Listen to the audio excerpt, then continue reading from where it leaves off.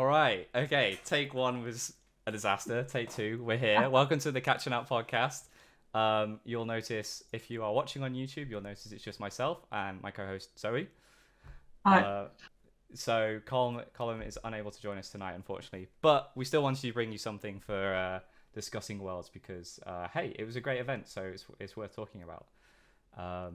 So yeah, welcome to Catching Up podcast. I'm guessing that we're going to have quite a few, or hopefully quite a few new listeners. So if you didn't know anything about us, we're two players who play in the UK at the moment. I'll quickly introduce myself. So I'm Nick. I play for Leeds Owls in the north of England, and I play in the National League One, and I also do a bit of reffing as well. And I used to play at uni, and that's how I got into the sport. So we play cloth over here, the 5-ball variant. And yeah, that's just a bit about me. I've been playing for 5 years, if you include COVID. Yeah, Boobies. I'm going to include the 2 years of COVID because that's fair. But yeah, that's all you need to know about me. And Zoe. Yeah, I'm Zoe. I've been playing since 2016. I started at university level over here in the UK, playing for the University of Warwick, and now I play for Manchester Bees. I also play at an international level for Switzerland, which is less relevant in this episode than it was in previous episodes. We were talking about Euros before, where Switzerland actually appeared, whereas we chose not to go to Worlds, so you won't have seen Hence, me there.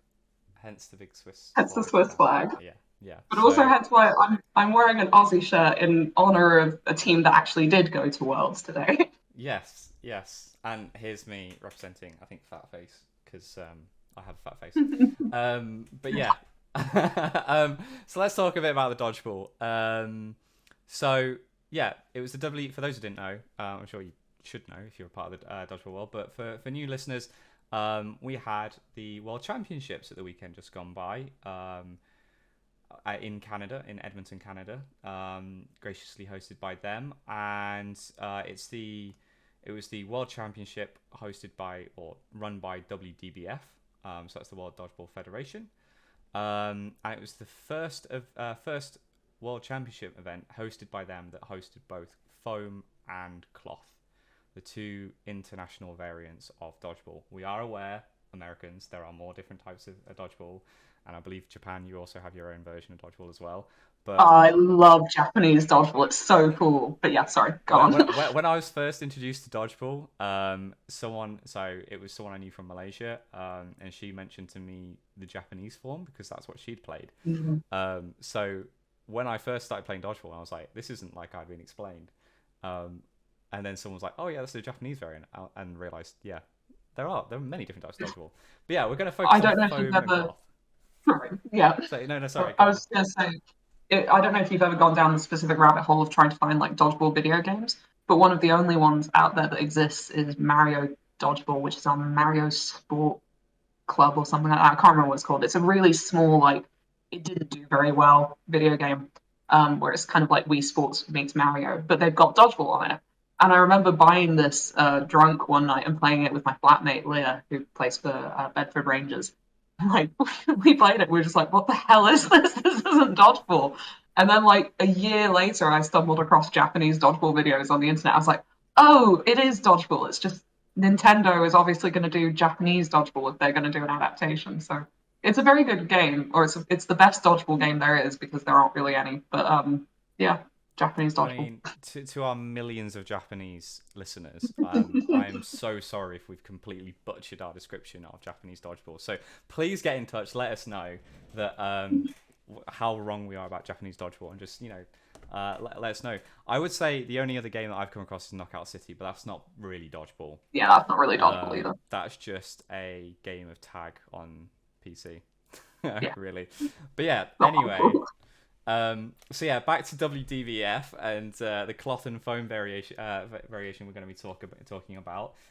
So those that aren't aware, if you're a UK listener or a European listener who is not particularly familiar with the international scene, throughout the world there are two main variations of dodgeball. There is the foam format, which is very popular in the Americas and in Southeast Asia and Oceania. So most of those countries play it, and then there's the cloth variant, which you probably played if you're in Europe. It's basically all we exclusively play. So, and yes, I'm going to lump GB and the UK within the Europe side of things there, because we are effectively we're part of EDF. So we are cloth people. So we come from a cloth background. So, and also another preface is to all those foamies out there who are loving foam. Please take our opinions, sort of understanding that we are cloth people. We have cloth in our hearts. In the same way that we watch Dodgeball dudes, and we fully are aware that they come from a foam background. So cloth to them is completely foreign, in the same way that, I mean, it's less foreign to Zoe than it is to me, but yeah, that foam's still a very interesting. It's interesting for us because it's not something that we're particularly used to here. So yeah. I will also say you missed out one pretty major continent there in your list of which continents play which variants. Africa, which do seem to play, it's a split, depends on different countries. It's very much developing in a lot of different countries there, and it seems to be developing semi-randomly which form they play. I think Côte d'Ivoire might play cloth, but I could be completely wrong on that. I've seen like African Championships was foam, but that's not under WDBF, that's WDA. So no, it's that's still cloth, isn't it? I'm pretty sure it's still cloth. I think. Oh yeah, WDA is cloth. Oh, I can't remember. They did something that was foam based that I saw. So it does seem like that continent's quite split between the two. I mean, you could do a whole episode on how, like, the history of dodgeball in the world and why there are so many variants and no one can agree on what the rules are. But that's definitely That's not this episode. That's a project for another day. Let's put that one to bed straight away. So let's talk about the only thing I want to say about the history of this kind of event is that before the dreaded lockdown occurred, there was an event that didn't incorporate cloth and foam before. It was an exclusive event. It was only GB, Austria, Canada, and USA that participated. It was the Atlantic Cup.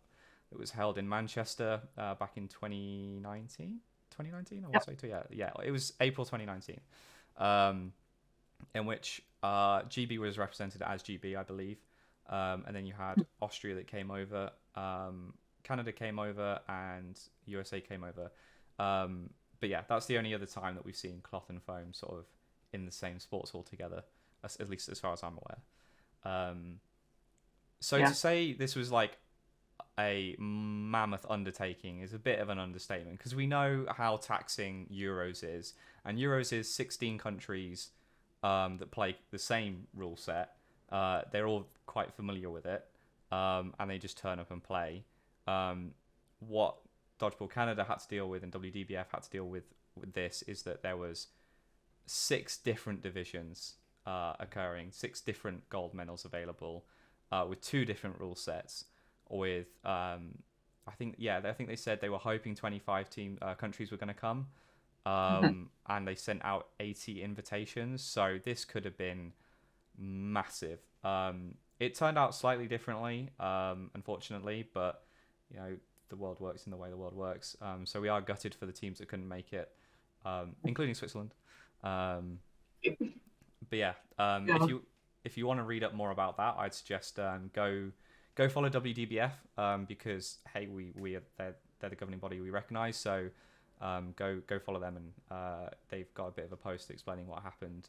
But to those nations that couldn't come, we wish you could have come. It would have been great to have seen you out on the world stage, and hopefully we will do next time.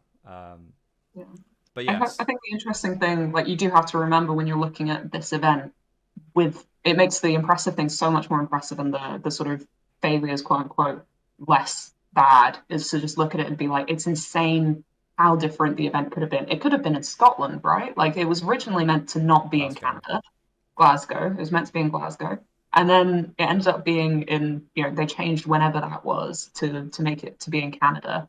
Then I don't think they were fully decided on making it mixed, and then they weren't sure whether they were going to have a mixed division of foam. They invited 80 countries. They wouldn't have known which of those 80 countries were going to show up until sometime around, like, I don't know, I feel like we were still talking about it in Swiss chat in like February, March-ish. So relatively close to the deadline, you still wouldn't have known whether you were going to have anywhere between 10 and 80 countries. And then in the weeks before the actual deadline, having to change like all of the scheduling because 11 countries suddenly couldn't show up despite their best efforts at the last minute because of visa problems. That's huge. So just, it, like I said, it doesn't necessarily mean that I'm not saying, oh, it was bad and these are like the reasons why it was bad. It's definitely not that. It seems like an incredible event, but it makes it so much more incredible that it was that good, considering how many different evolutions this event had to go through, how different it could have looked at any stage in that process. Oh yeah, massively, and with the sports hall that they had as well, and trying to get the scheduling done, making sure the referees were in the right place, to make sure that there were enough teams playing, to make sure it was evenly spaced, to make sure everyone had right groups and all that. Especially when in cloth there was no seeding as well, because there hadn't. This is the first time of it. Um, there's no. Oh, I can't remember the word, but like there's nothing to base your seeding off before. Yeah. It's the first time that we've played under WDBF because previously EDF, European Dodgeball Federation, was under a different organisation. So they couldn't use those same rankings. They're also way out of date anyway. Yeah, GB doesn't factor into those old rankings, I don't think, because I think no. home nations competed separately previously. So it's a very unusable set of data. So they just didn't know anything going into it, which that's also one of the reasons why we didn't do a sort of predictions episode ahead of that, was because even we didn't know what to expect looking into this event. It could have looked like anything. We didn't know even a week beforehand what the event was going to really be like. Yeah, and So, like obviously we want to stay true to our opinions. It's hard to form an opinion when you don't know what's going to happen, yeah. and you know, like I think this speaks volumes to WDBF and the principles that they're trying to go through in terms of making sure that as many teams can play. Is that they'd rather prioritize getting the teams there and focusing on making sure that the visas are sorted and hand out scheduling as last minute as possible to make sure that as many teams could come as possible. Speaks volumes to the fact that we talk about the Dodgeball family and stuff like that, that they wanted to make sure as many teams were included as possible. And I think that I had issues beforehand of like, where's my schedule, but now understanding the context of it, I can't argue with them. I agree with their decision making. I think it's the right thing to do, because you want to try and make sure this is, if it is a world first, having this many teams in one place and having this many tournaments and things going on, you want to make it as inclusive as possible. So thank you for WDBF from what my perspective is, doing the right thing. So yeah, it is impressive and a massive undertaking. So I can fully respect the anxiousness of probably some of the those involved in the decision making on trying to make sure that the right decision was made, and the struggles with it. So I can fully appreciate that. And like sort of jumping ahead a bit, I just want to say I think it was a really well run event from what we could see from home. We wish we were there, but from watching it on Twitch, everything that we watched, it looked like a really really smoothly well run event. And there are certain things that they couldn't take into account, which changed scheduling and stuff, but I think they adapted pretty well, and they handled it in the best way possible, in my opinion. But yeah. Yeah. I mean, obviously, it's hard for us to comment since we weren't there, so there's probably lots of things, good and bad, that we didn't get to experience or see firsthand, that we can't really comment on. But looking at it like from afar, looking through the streams, then it did seem to be very well run. The streams themselves were very well run and very well moderated, and were pretty consistent. I don't think there were that many. I can't think of that many issues that actually happened with the streams as far as cameras breaking down or audio breaking down. Occasionally there were mic problems where it really wasn't that bad.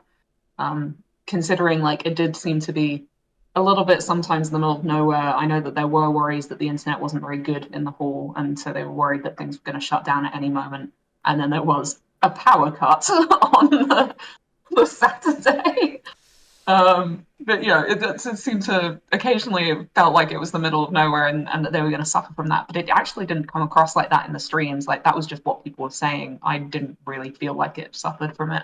I think it was No. really well run. It's the first time that because I've played in all the international events. No, it's because I've played in all the international events that have happened since I started like actually giving a damn about international dodgeball, because you don't tend to, I don't think, in the first year or so that you play. So ever since I started like really being aware that there were international events, I have always been at the international event, with the exception of like the weirdness of the New York Worlds, which I didn't follow because they were weird. But like that's all I can say. The vibe was weird. I didn't watch them. but yeah, because of that, then like this was the first one where I've really followed actively as a viewer and watched streams very carefully, and it just felt really well done. I really enjoyed being in the streams and being in the chats with people and just like talking to these people who were all like, it was really nice just having chats filled with people who were obviously a lot of Brits following along with the GB team, but then like you'd hang around and watch other matches before and after, and there'd be all these people that I've met like at Euros who couldn't make it to Worlds, who are like chatting away in the comments for the Italian match, or Shout out to like Matteo meeting a Mini. bunch of Canadians. Yeah, exactly. But also like all the club account runners. Like I don't know who it was who was running Ravina Club, whatever that's called, the Italian one. But someone was using the official club account to chat, which I thought was really funny. And then on top of that, you've got all the Canadians and Americans who are coming in and watching these matches, and you could connect with all these people that, yeah, I've literally never met them before, but they seem nice. They seem good. We've all got dodgeball in common. We can all chat about dodgeball. Yeah, it was really cool about that, and it was good having that, especially when it came to finals, because we were all on one Twitch channel.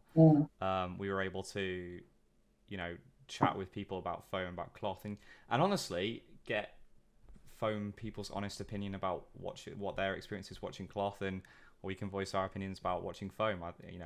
Those that were in the chat will know that I was fairly vocal about my opinion on certain things, but it's it was really good to have the conversation, and just want to give a shout out to the mods that were on the Twitch chat dealing with it, because I know I'm going to speak from the British lot, that the British lot with the banter can be quite hard to handle at times. Like it's also not clear. Yeah, it's so unclear sometimes with Brits whether or not, like, when we're mocking someone, is it because they're our friend? Frequently, yes, but if they're not, you have no way of knowing as a mod, and I fully understand why Dan Henschel was banned from the chat as a result. Just calling him out straight away. I mean, yeah, look, banning, yeah, it is what it is, but the mods did the right thing 100%, and I have full respect for what they did, and I think we had a good time and a good chat during it, and a good conversation. So congratulations to that, and if anyone wants to go and watch any of it back, if you weren't aware of where it was available, a few Twitch channels to go follow and find the VODs on. If you go for Dodgeball TTV, they were covering mostly the foam event, or the foam show court, and on Dodgeball TTV 2 was all the cloth events. Other places that you could have watched it was Australia Dodgeball or Oz Dodgeball on Twitch. I can't remember what their full handle name is, but basically search for Australia Dodgeball.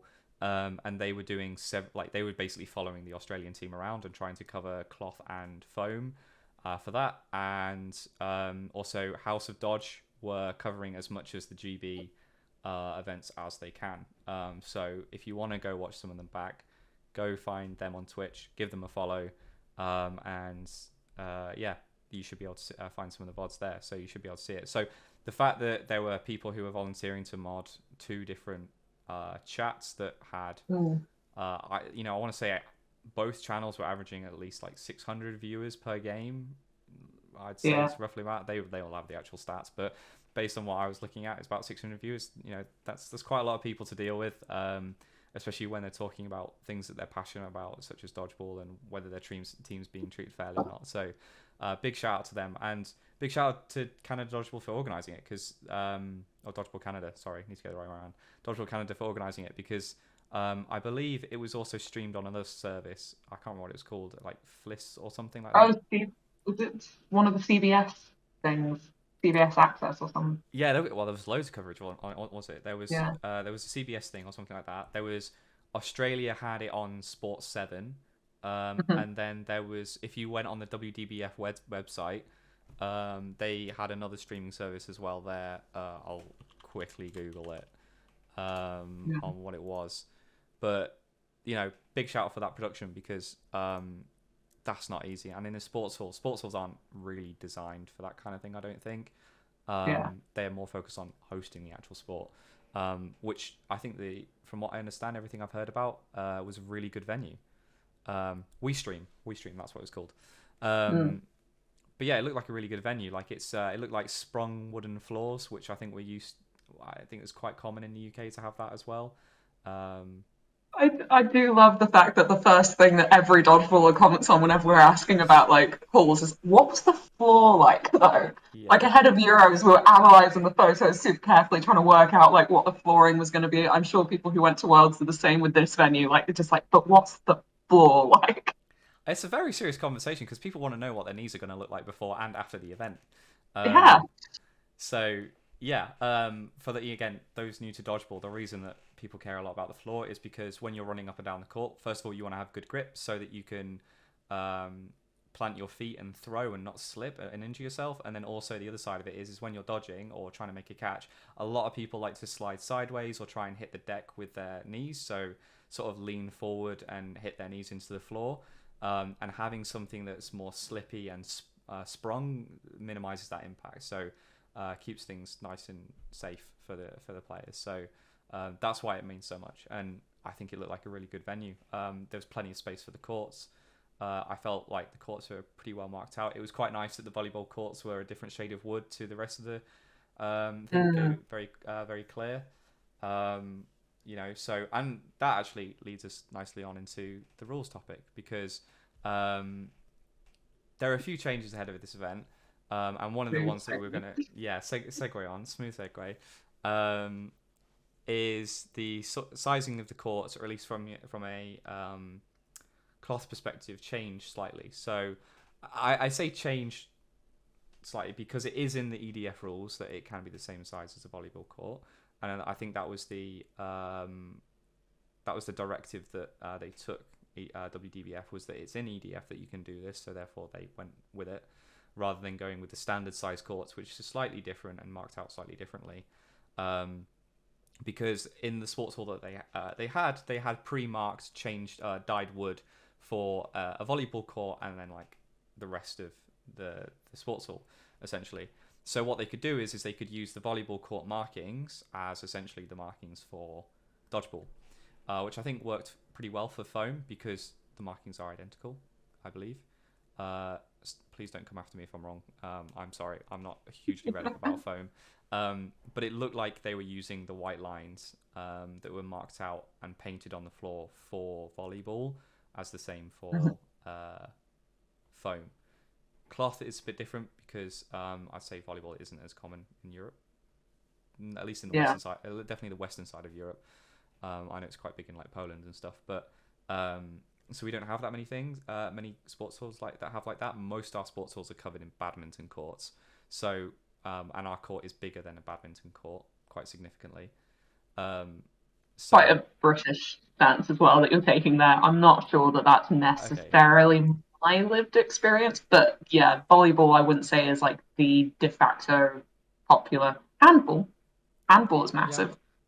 which is But a much bigger court anyway, isn't it? It's a like pitch really. yeah, exactly. So you So end up having like you just have a lot of overlapping lines. I feel like we had a lot of I don't even know what lines we had on sports growing up, but yeah, it's not volleyball necessarily. yeah, I mean, go watch the EDF streams because you can see how many lines we're used to having on a court. Like, Yep. um, it's insane the number of lines that you have because a typical sports hall, and again, I'll let you speak for what you're used to, Zoe. But essentially in Britain, you usually have uh, three different types of basketball courts. You have the full size one, and then like the width size.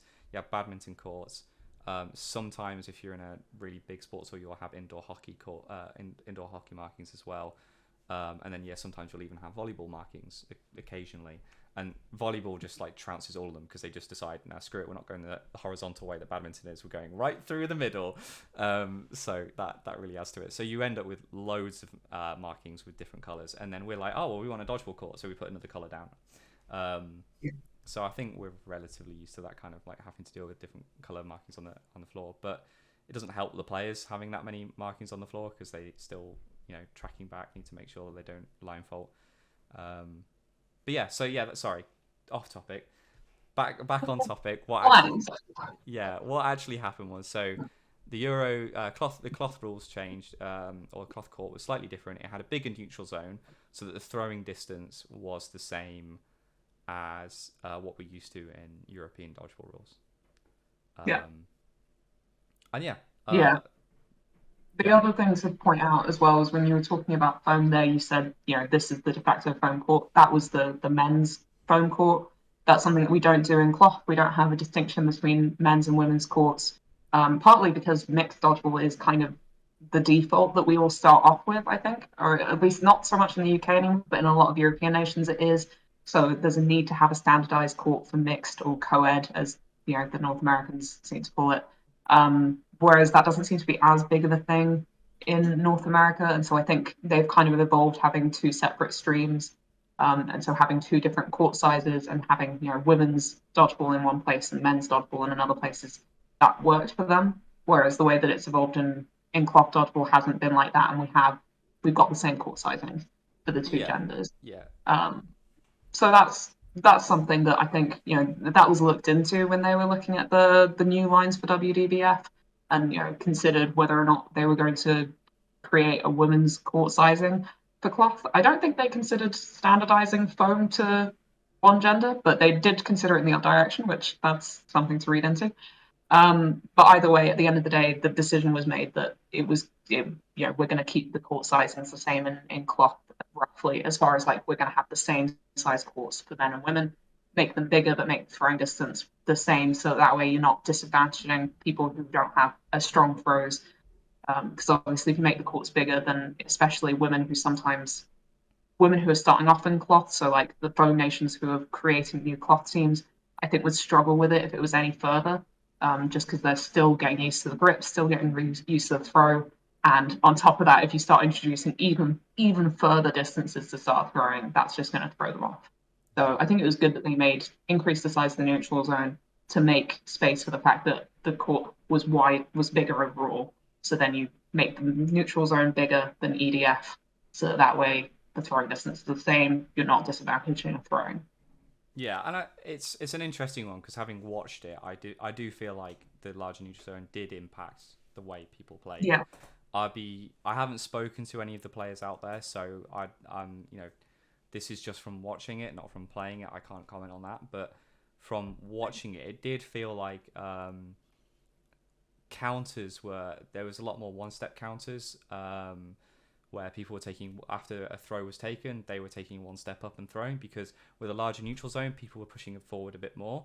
Although when we say a bit more, the distance is still the same as what we're used to in EDF, so that makes no difference. But if you were to counter that, running counter it, it's further to cover because they've got to move further back. So especially something like we saw a lot of tombstone catches, and that's because with a larger court, there is larger space to fall back. It meant that they can fall back and slide as much as they want and stay there and make those catches, which, from 3-ball days, we know it's stupidly common that people can do that. And it appeared in 5-ball as well when you have a bigger court, because people were able to track back, keep that momentum. So when you're throwing the ball, the relative speed of the ball to the player tracking the gap back isn't as fast. They're on the floor in a position where they can just trap it in, and we saw a lot of them come off. The Americans were to clarify. What a tombstone catch is when you're running backwards and you drop to the ground and make a catch while basically your top half of your body is still roughly upright as you're falling backwards. So you end up, that's where the idea of a tombstone comes from, right? Is that it's you're sticking off. So you're making a catch while falling backwards, which is insane as a catching method. But you did see quite a lot of it at Worlds this time around compared to something like EDF, and it was a distinctly noticeable difference. But I just hit a lot in the men's. I don't know if it was as much in the women's, but in the men's it was happening a lot, which was interesting to see, because I don't think we've seen that much tombstoning since 3-ball, which is interesting. But it means that a big part of the cloth game that we like in EDF is the counters, the running counters, how quick it is, was reduced somewhat. I'm not going to say much, because I think in the men's game, especially in the Austria-England game, you saw a lot of up and down court movement. But I definitely think in the group stages, as people were getting used to the courts and stuff like that, I think that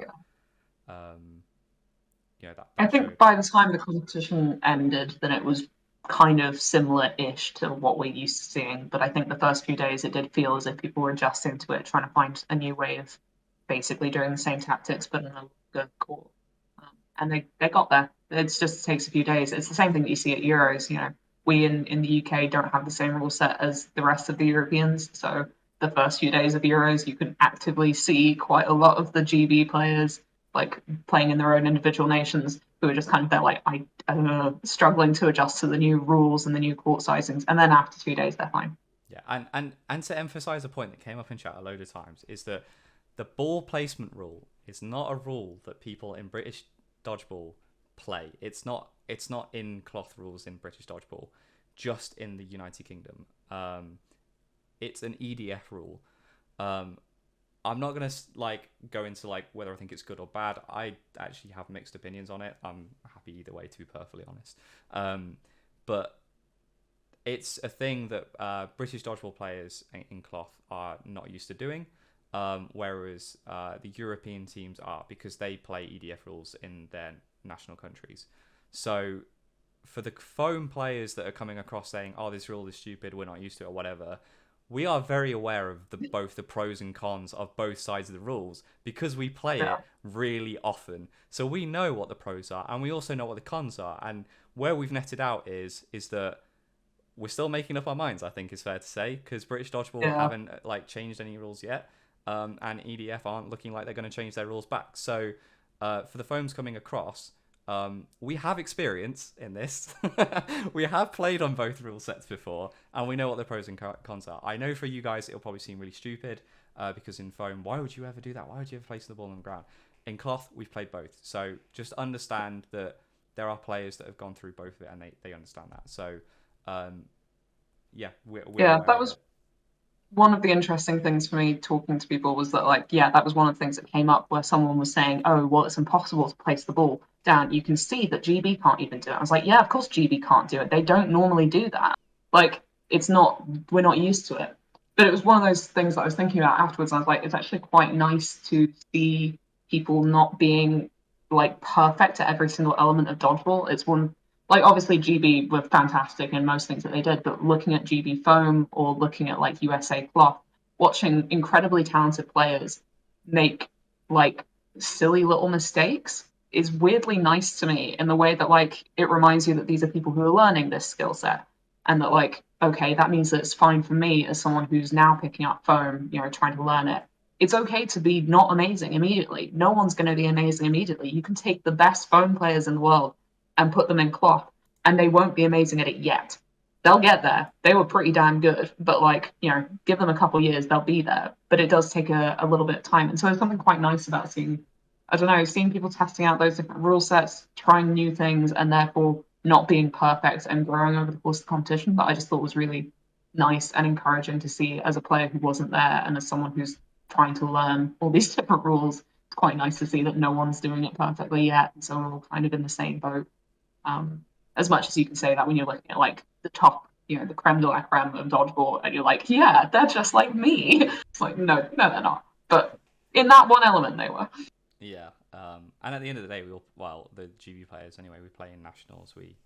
We're in a league structure, which means that They are just like they are. Yeah. I mean, to be fair, like some of us have played them on court because it opens. It happens at opens. Like you can play also anywhere. So. in Women's Super League. Well, yeah. Some of us are in the Super League. Some of us aren't. Okay. All right. Don't need to like showboat too much over there. Playing that international and playing at Super League. God, what a life to live, eh? But yeah, I think so. This is just something I want to like say and be clear on as well. Is that there was definitely an attitude I felt in the comments on Twitch from some of the phone players that just felt like because cloth is unheard of for WDBF, it's like cloth has no dodgeball history. Cloth has existed for quite a while, and we've gone through many iterations of the sport and different rules. We know what it's like to change rule sets. We know the pros and cons of it, and we've experimented quite a lot with our rule set to a point where we've got to a thing like the Euros, where I don't think anyone really had any issues with any of the rules. Everyone was like, we've had 3 years off, we've come back, we're playing, and no one had an issue with the rules. Like it just it's the standard things of like the British players going, okay, there's 3 major differences between the rules between British dodgeball and EDF, which is just suicides or leap of faiths being proactively allowed in European dodgeball rules, and it's proactively disallowed it's not proactively allowed in British dodgeball rules. Basically, if you make the hit in European rules, you're still in. In British dodgeball rules, you're out regardless as soon as you land. there is the court size changes in terms of neutral zone, and there's placing the ball down. So they're the three major rule changes, in my opinion, between them. So we're aware of what the rule differences are, and cloth has this history where we've gone from 3-ball, which used to be the old version of dodgeball. We changed in, I think it was 2016, to 5-ball rules because we realised that the game was broken in a way. And 5-ball 2017, yeah. 2016 was the first World Cup, wasn't it? That was foam. Cloth, sorry, that was cloth. 5-ball. Yeah, but we didn't change it in our league system. That's the international rule change. Right. There's a very good article written by, I don't know who, on House of Dodge that covers the entire history of cloth dodgeball. So for foam people who've never heard of this as well, like House of Dodge is a company run by some British people, and our good friend Zoe here sometimes writes articles for them. It's a really good resource if you want to go and find out more about the scene and reading up about it, because I just want to that was my only gripe, is that I feel like some people were saying cloth is almost invalid in some of its opinions because it's new to WDBF. It's like, no, we're not new. We've been here for a while. We've been doing our own thing. It's just the fact that cloth has been developed in Europe and you guys are not in Europe, so you're not aware of it. I think it's tricky for us Europeans, feeling like we're being portrayed as the outsiders and the underdogs and the little ones, when we're like, EDF, Euros had 16 nations at it as well. Essentially Euros was as big as Worlds as far as the number of competing. It was bigger as far as the number of competing nations at Euros this year. It was the biggest, I assume, based on that continental competition, because North America only has the North American Federation is just Canada and the US and a bunch of islands. I think technically right? Mexico counts as South America for some reason if you look at WDBF. So we're the largest federation. We have the largest number of member nations, and because of that, Euros was actually the largest nation-wise, the largest competition. It wasn't as far as the number of teams, because if you count each individual team within foam and cloth and divisions, all that, then Worlds wins. But we don't necessarily feel as underdogs coming into this because we don't feel small, and yet it does feel, when you're talking to Americans and to Australians as well, that when they're talking to us in these Twitch chats, they're sort of talking to us as this little group of people have just joined. It's we're really not that tiny. It might have also looked like we were tinier because this event was hosted in Canada, and so you didn't end up having a lot of the small European nations show up, which is something that I'm excited about for future versions of Worlds, as we'll get onto. But even with the fact that it was in Canada, then we still had some pretty damn good European nations show up, and we definitely didn't feel like a small group. But it does have that feeling, when you're explaining the rules and you're trying to justify cloth to people in a Twitch chat, then you're I don't know, you end up on the back foot almost, as if it feels weird to try and justify the existence of your sport, which is something I don't think I ever saw any foam players happen to do. I don't think any cloth, any Europeans in the chat from foams were really being foam. I've seen people have to justify foam's existence in the UK. Yes. And in UK leagues, and in our little conversations in the pub, people are constantly having to justify it. But it's different doing that in front of the Americans and the Australians, and going to their faces, explain to me your entire thing, explain the whole thing. Yeah. So I think sometimes it feel a little on the back foot, but then also sometimes it felt not at all like that, and it felt genuine, people were genuinely curious and were actually asking questions to find out more because they wanted to know what our story was, which was nice. It was a bit of a mixed bag. Yeah, and I'd say just a bit of advice for anyone, and anyone from cloth, call me out on this if you feel like I should shut up, but my opinion is that bit of advice to WDF and other countries is on kind of understand the history of EDF and where we've been as a sport, to understand why I think a lot of people were in the chat felt like cloth was constantly complaining about rule changes and things like that. I think if you understand where cloth's come from and some of the changes that we've already been through, when someone else comes and changes our rules, you can see why people get defensive, because EDF rules works perfectly well. I understand that there were issues in terms of practicalities. If all the nations that could have turned up, I can totally see there would have been practical problems with it. But the EDF rule set works, everyone plays with it, and everyone enjoys it, as far as I can tell. Euros was a fantastic event. So when someone comes along and changes a whole host of rules, I think people have a right to be frustrated and annoyed, because we've already seen these rule set work. It was an interesting one when it came out that, hey, we might be introducing. No, it wasn't. It might be. We were probably going to be introducing a women's cloth court, and the logic behind it was something along the lines of, due to practicalities of what's on the court, it makes sense to have a women's cloth court and a men's cloth court, where from our perspective, cloth has one court. And if you are confused about the number of lines on the court, then maybe change the foam to have only one court as well. That would be my argument, is we unify it for everyone. It's just one court. You only have to play on one court in cloth. No matter what gender you are, if you're playing mixed, men's or women's, everyone steps on the same court. It's bizarre to us that foam doesn't work that way. But then there are reasons why as well. So that's the thing, is that there's cultural reasons, there's background behind all these decisions, and it's funny. Like, even in this, we're a podcast where both of us pretty much agree. Like, I know what Nick's stance is on a lot of these things, and yet we're already getting weirdly defensive in this, like, just chatting to each other about this, which kind of shows like the general worries, I think, of a lot of Europeans joining WDBF and going into this competition and sort of looking at some rule changes that happened, where there's a worry that we'll be treated as a tiny little, just a little thing that needs to be adapted into it and like needs to be slotted into a pre-existing system, as opposed to an already existing system that has its own, it in my mind, they're two different systems, and you need to find a way of combining them, as opposed to a system in which one needs to slot in neatly. Yeah. And I think that's kind of the worry a lot of us have. Yeah, and to summarize for phone players who aren't aware of this, like, the key, GB Dodgeball did a really good graphic on explaining some of the key rule changes.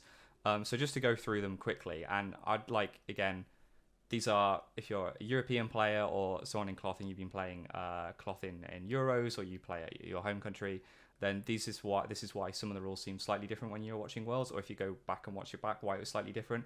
And from a phone perspective, maybe think about, like, these are some of the rule changes that we had to deal with from our perspective, thinking about if those changes had occurred in your sport, and maybe how you would have felt, is all I suggest. So to list through them quickly: court size change, so where you're throwing from changed because the neutral zone changed to a bigger neutral zone.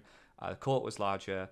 The games increased in length by a third, so they were now 40 minutes, not 30 minutes.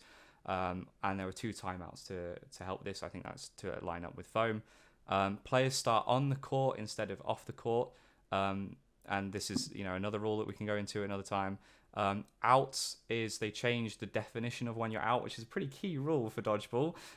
You're not out until the ball dies, which is not what anyone else is used to in Dodgeball, as far as I'm wearing cloth. It's definitely not how EDF rules it, and it's most definitely not how British Dodgeball rules it. There have been many debates about this within British Dodgeball and European Dodgeball as well, because we are aware the rule was probably not perfect, but I think making another change for another format is another discussion to be had. Rebound catches, saving catches being a thing. So if a ball hits me and it goes up in the air and then Zoe catches it, traditional cloth play means that I'm out and Zoe's catch brings whoever was the first person out back in on our team, right? With the changes to WDBF made to the rule set, it meant that if it bounces off me and goes up and Zoe catches it, it means that I'm still alive. It was quite hilarious watching it, because someone comes in. And someone comes in, yeah. So the first person out still comes in. The hilarious thing about this was, for me, is that you saw all the European players, as soon as they got hit, just start walking off, which was hilarious because they're just not used to it. There's a reason for this, and to be perfectly honest, I think it's a stupid rule. It's so overpowered, and it doesn't work in cloth. I can understand the argument for foam. I do understand it for foam, but from a cloth perspective, it's just stupid. Anyway, moving on. Challenges. Teams get 2 challenges per match if their thing has been an incorrect application of the rules. And also, play ball is called after 5 seconds of having advantage. So as soon as you've got three balls or more, 5 seconds, play ball is called after 5 seconds, irrespective of whether you're making attempts or not. So if you're going, current rules is if someone's going to make attempts, you don't call play ball because they're on the way to make an attempt. If they fake, then you can say, all right, play ball, 5, 4, 3, 2, 1. In this case, it's just a case of, all right, you got 3 balls, right? Get on with it, play ball. And they are the major rule changes. They're quite significant rule changes, to be perfectly honest. And there's not a few of them. There's quite a few of them, in my opinion. And these are the less intense versions of the rule changes. Like we said, there was initially the suggestion to have a women's court and that suggestion would have come in about 4 weeks before Worlds, which is frankly an insane time frame for anyone to learn a new court sizing and a new system.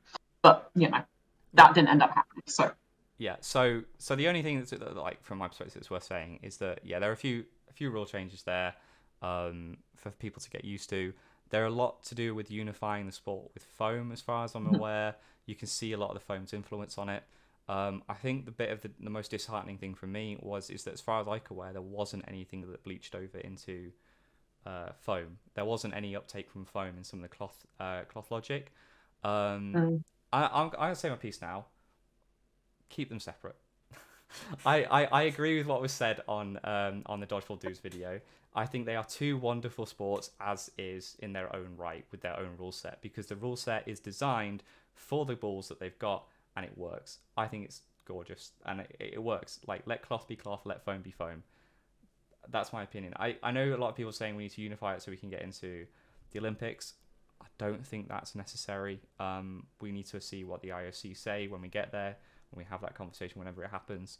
But I don't see any reason. Like, there are other sports that exist in both formats that have both medals. So the biggest one that came up in Twitch chat is volleyball, as an example. There is a beach volleyball, which has a medal, and there is normal indoor volleyball that has a medal. The other Olympic variant that you can imagine is field hockey and ice hockey. They are both hockey. You use sticks to get them balls into the net. Just one's on ice, one isn't. One's in the Summer Olympics, one's in the Winter Olympics. That doesn't invalidate one sport or the other. It just means that they are considered different. And I don't think there's any reason why we need to consider them. We have to think about unifying them at the moment, at least to begin with. Like, just let the sport flourish. We're quite young as a sport. Let the sport grow. Let cloth be cloth. Let foam be foam. That's my opinion. My piece on it is, I honestly see the value in combining them. I also see the value in not combining them. I just don't want it to be done in the advantage of one over the other. It should be done based on which rules. If you were to combine them, I think it has to be based on which rules do logically make sense for both versions of the sport to have. And it didn't feel as if that's what happened at Worlds this time around. Like we said, I think there was one minor rule change. I can't even remember what it was. A super small rule change that happened with foam that, as far as I could tell, didn't impact me. It's the play ball call. Play ball. That's it. But other than that, like, there weren't any major rule changes, which just seems to me like if you're changing so much that even GB has to announce, like, in a multi-image post about, like, describing every single rule change, if that's the kind of level of changes you're making to one version of the sport and the other version of the sport is one thing that changes, that's not equal. And it doesn't, to me, feel as if you've looked at that properly and genuinely thought about each rule and thought about which ones. Because even in the Twitch chat, we were talking about which rules could be brought over from cloth and which ones would apply well in foam. And there were already people coming up with suggestions and being like, oh yeah, this could work, this could be good, which was really nice to see. But also you see that and you're immediately like, okay, so if we were talking about combining the sports, why didn't this get trialed for foam? If that's genuinely what the intention was behind these rule changes, why was it that one version of the sport was so massively impacted and the other one wasn't? So that's not something, if we were to combine the two sports, that's not what I'd like to see. I wouldn't like to see a version of the sport that is foam plus a tiny bit extra. I'd like to see something that's basically like half the rules are foam, half the rules are cloth, or if it's the cloth rule set, use a foam dodgeball. If it's the foam rule set, use a cloth dodgeball. Something like that. Some kind of like weird combination that kind of it's a sort of middle ground that will make everyone a little bit unhappy, but it will kind of work. Hey, if everyone's unhappy, it's the best compromise, isn't it? Right? Exactly, the ideal compromise. But that's its own different thing. At the end of the day, this is what we got landed with WDBF this time around for this Worlds. We got this set of rules. It's not necessarily what we're always going to have, but that's, I think, important context to have going into Worlds, as far as like what cloth players were kind of looking at when we were going into it, and kind of the mentality we were in looking at some of the foam matches. I know that I initially watching some of the foam matches, I was enjoying the foam, but in the very back of my mind, I was like, for God's sake, why is this the version that we're adjusting to? Like, why is this the superior form, quote unquote, that we have to adjust to, as far as that's how it felt with the rule changes? Yeah, in my opinion, they're different, but it's a horrible saying, but different but equal in a way. Because it felt like the watching, for the rugby supporters out there, it's like the difference between watching rugby union and rugby league. You understand the principle of it. get the opposition out. But how you do it and the tactics that are implemented and things like that, it looks completely different. And everyone has their preferences. It was quite obvious, and I think this is, going on to the next topic of like sort of, I guess, like what came across in the stream and the cultural differences between the two sports, is that foam loved their 1v1s. They seem to absolutely love it. I think cloth, like, it's not that we don't like 1v1s, but we like the team aspect of it. We like the chaos that ensues when one ball goes flying and another person comes and covers, and you get an exchange, and in about 10 seconds half the teams are gone, and then you like calm down, and then you realise that it's a 1v2, and there's still like a minute 30, and this person has a minute 30 to do something about winning the set. Whereas in foam, it's all about, okay, right, we've got 20 minutes to do something. Let's figure out how to win the set, and your life is so much more important because if you go down, then it's a lot easier for someone to finish off a set in a sort of amount of time. So, it's a different perspective on how you play the sport, but that doesn't mean it's wrong. It's just different. Foam to me, in that regard, has always felt very distinctly North American, because it's this kind of, I don't want to say it's the American dream, but it's that sort of ideal of the individual. It's very individualistic. And I said this in the Twitch chat, and I think it got misinterpreted by whoever I was talking to at that point. I don't mean that in a negative way. I think that that's really fun for certain people to watch. And I think cloth is very fun for certain people to watch for other reasons. It's whether or not you value watching one person stand up against 5 people and slowly but surely chip away at them over and over again until eventually, after 10 grueling minutes, they manage to pull it back. That's a brilliant narrative in itself. And sports, as a viewer, is all about the narrative that you're building. So that's brilliant. But then also, cloth is brilliant because you end up not with that. You end up with 5 people all teaming together and all tactically working in this beautiful machine where they happen to support each other and work very, very rapidly to pull things back and, quickly change things around because there's only a certain amount of time left. So it becomes very team-based and very much about how much damage can you do as a team. And when you're just one person left in, you basically know that you're screwed unless, if it's 1v4, you're very unlikely to pull that back unless you get a team member in. And it becomes this very team-heavy sport, that's its own narrative. It's just 2 different narratives, and they're both brilliant narratives. I don't necessarily have a massive preference, actually, as a viewer between the two. I do think that they've both got value, but I do think one of them just feels very American, like the whole idea of, let's watch one person be incredible for 10 minutes. It's like, I will defend the other side of it, is that just like watching Malaysia and Hong Kong play foam is it's a treat. But we'll get onto that in a minute. The only other thing I want to say was the refereeing is because they had a tough job. Like, thank you so much to all the referees that were there that volunteered to be a part of it. It was really great to see people banding together to do it, because I know at some stages it was frustrating to see from a cloth perspective, but sometimes there was only one centre referee for cloth. But it shows from an EDF perspective is that if that happened in EDF, we would band together to make sure there's enough referees, and we'd sort it out. But that's just how we work in EDF, and that's like cloth. The dodgeball family is very real in Euros. I implore anyone from the world scene, if you're in Hong Kong or whatever, come watch us at Euros, because I think you'll be blown away by just the absolute thrill of the whole event, because it's just... Yeah, it's a great event. But yeah, Worlds looked really good, and I think the refereeing... Such a fucking convert after your first Euros. You're like, oh my god, Euros is the best. It was so good. Anyway, but yeah, like some of the refereeing, like from a cloth perspective, I think a few people were getting used to referees who referee in a different way. So like ball retriever errors, which is a very big thing in cloth dodgeball, it can swing the game quite significantly. Didn't see it get called once at Worlds. I did see ball retriever errors occur. I think in the chat a few people noticed them and they just weren't called. I don't think it was because the referee didn't notice them. I just think it was because the referee employed the foam variation, which is if they incorrectly got the ball, then that ball goes back to the right team.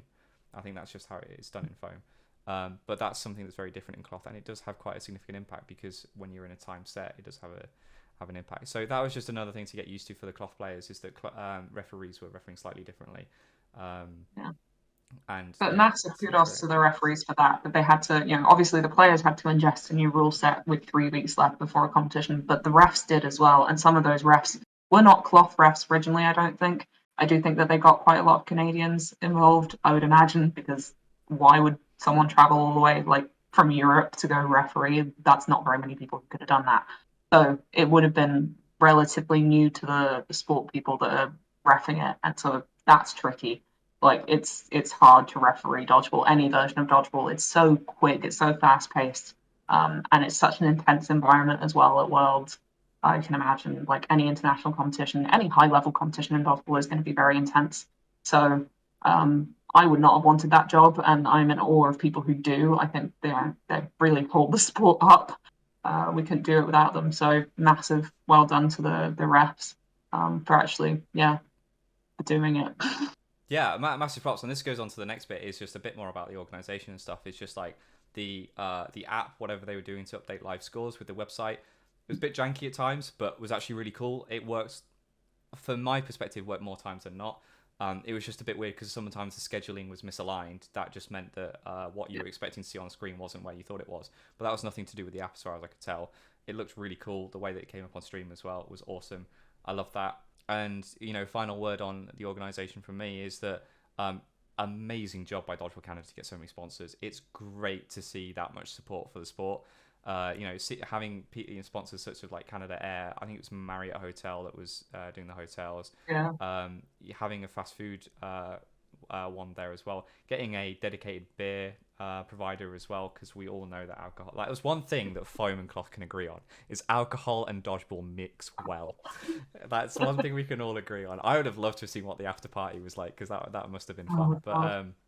Massive congratulations to Dodgeball Canada. You, I think, did a really good job, and from my perspective, one detail. Just on the sponsor thing. Yeah, go on. Go on. It's so hard. Sponsor thing, the thing that really stood out to me as a viewer was that whole $10 MVP vote thing that they did in the Twitch stream every time. I thought that was brilliant. It was such a small detail, but it's something that you see in so many quote unquote proper sports. And so it was just quite nice to have that be something you could do as a viewer, and also just so on brand for dodgeball. Here's a $10 beverage token that you can go and spend on whatever you want, which obviously was going to be there for 99% of those players, I imagine.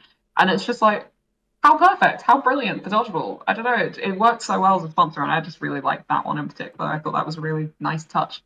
Yeah, no, I really thought that too. And the only thing I was going to say is like a bit of a mushy thought, but with how professional Dodgeball Canada made this look, from my perspective, you did the sport proud.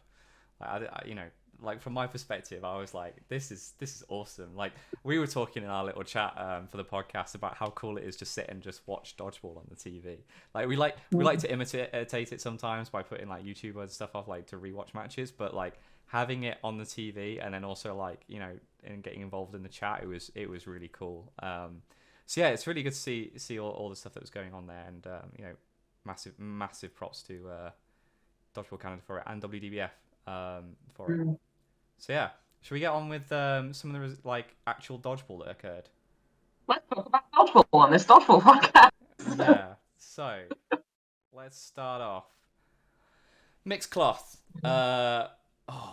What a game that final was, man. That was so good. Before we get into that, let's have a look at the rest of things. So in 10th, we have Mexico. This is for audio listeners. So we had 10 teams for mixed cloth. We had Mexico in 10th, Ireland in 9th, France in 8th, Italy in 7th, Canada in 6th, Sweden 5th, Australia 4th, USA in 3rd, Great Britain in 2nd, and Austria in 1st. The only other things we're going to say about this is, just so that people are aware, is that France only participated in cloth.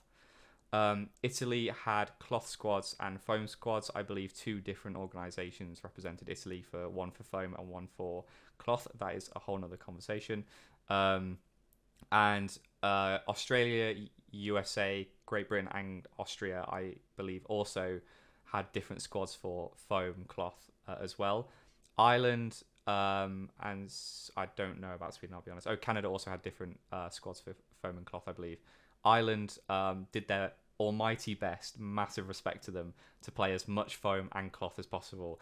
I don't know how they tried to do it. They did have to withdraw from foam in the end because of how much of a toll it was taking on them, from what I understand. But massive respect to Ireland for that, because I think it goes to show how much these people all around the world love dodgeball because they just want to play as much as they can. Did you see that they got the Spirit Award? Yes, I did. I did. Fully deserved, in my opinion, for all that they tried to do for dodgeball there. But yeah. So thoughts on these results? Yeah, I mean, this one's interesting, and it is just in general quite interesting looking at the cloth results across the board, seeing how well the US and Australia did, and Canada as well to an extent, but especially USA and Australia, just third and fourth. You put they're above so many like countries there that have had dodgeball teams for years. Like these are established countries. Italy's pretty damn good, though there were complicated reasons why they didn't necessarily have the same men that we saw at Euros, for example. But Italy is a very good team. Sweden's a very good team, and yet USA and Australia, I don't think I would have predicted them that high up purely just because they didn't have the experience. But they made that conversion really well, and it's something that I'll probably come back to briefly when we cover the men's cloth. But I think especially men managed to convert over to cloth really well in both of those two teams. I think the catching style, I saw them all doing fingertip catches, and it made me terrified because that's going to break your fingers. But like it worked. It worked for them, and it got them as far as they got. And I think they just adjusted quite quickly over to it. And that's one of the reasons why USA and Australia did so well in both both mixed cloth and men's cloth. I loved that final, but I'm sure we'll get onto that. You cover your other bits first, and then we'll talk about Yeah, that final. my only thing was going to be is that Ireland were obviously run off their feet, so they couldn't really give the best representation of themselves, I think, possible because they had done so much dodgeball. But arguably that is the best representation of themselves. But it's they are fair play for everything they did. I think France had a rough outing in general. I think Italy, we discussed, they were missing some of their key men players. The Italy women, we'll get onto them later. I just love watching them. Canada mixed again. Sweden, I don't know what you're doing in mixed. Please tell the rest of us, or maybe just us, because you doubled down on a really great result here. Because you've done really well here, getting fifth in the worlds, but you did fourth in Euros, and I think that surprised a lot of. It surprised me. I think it surprised a lot of others as well. Is how well you did at Euros, and you've done really well here.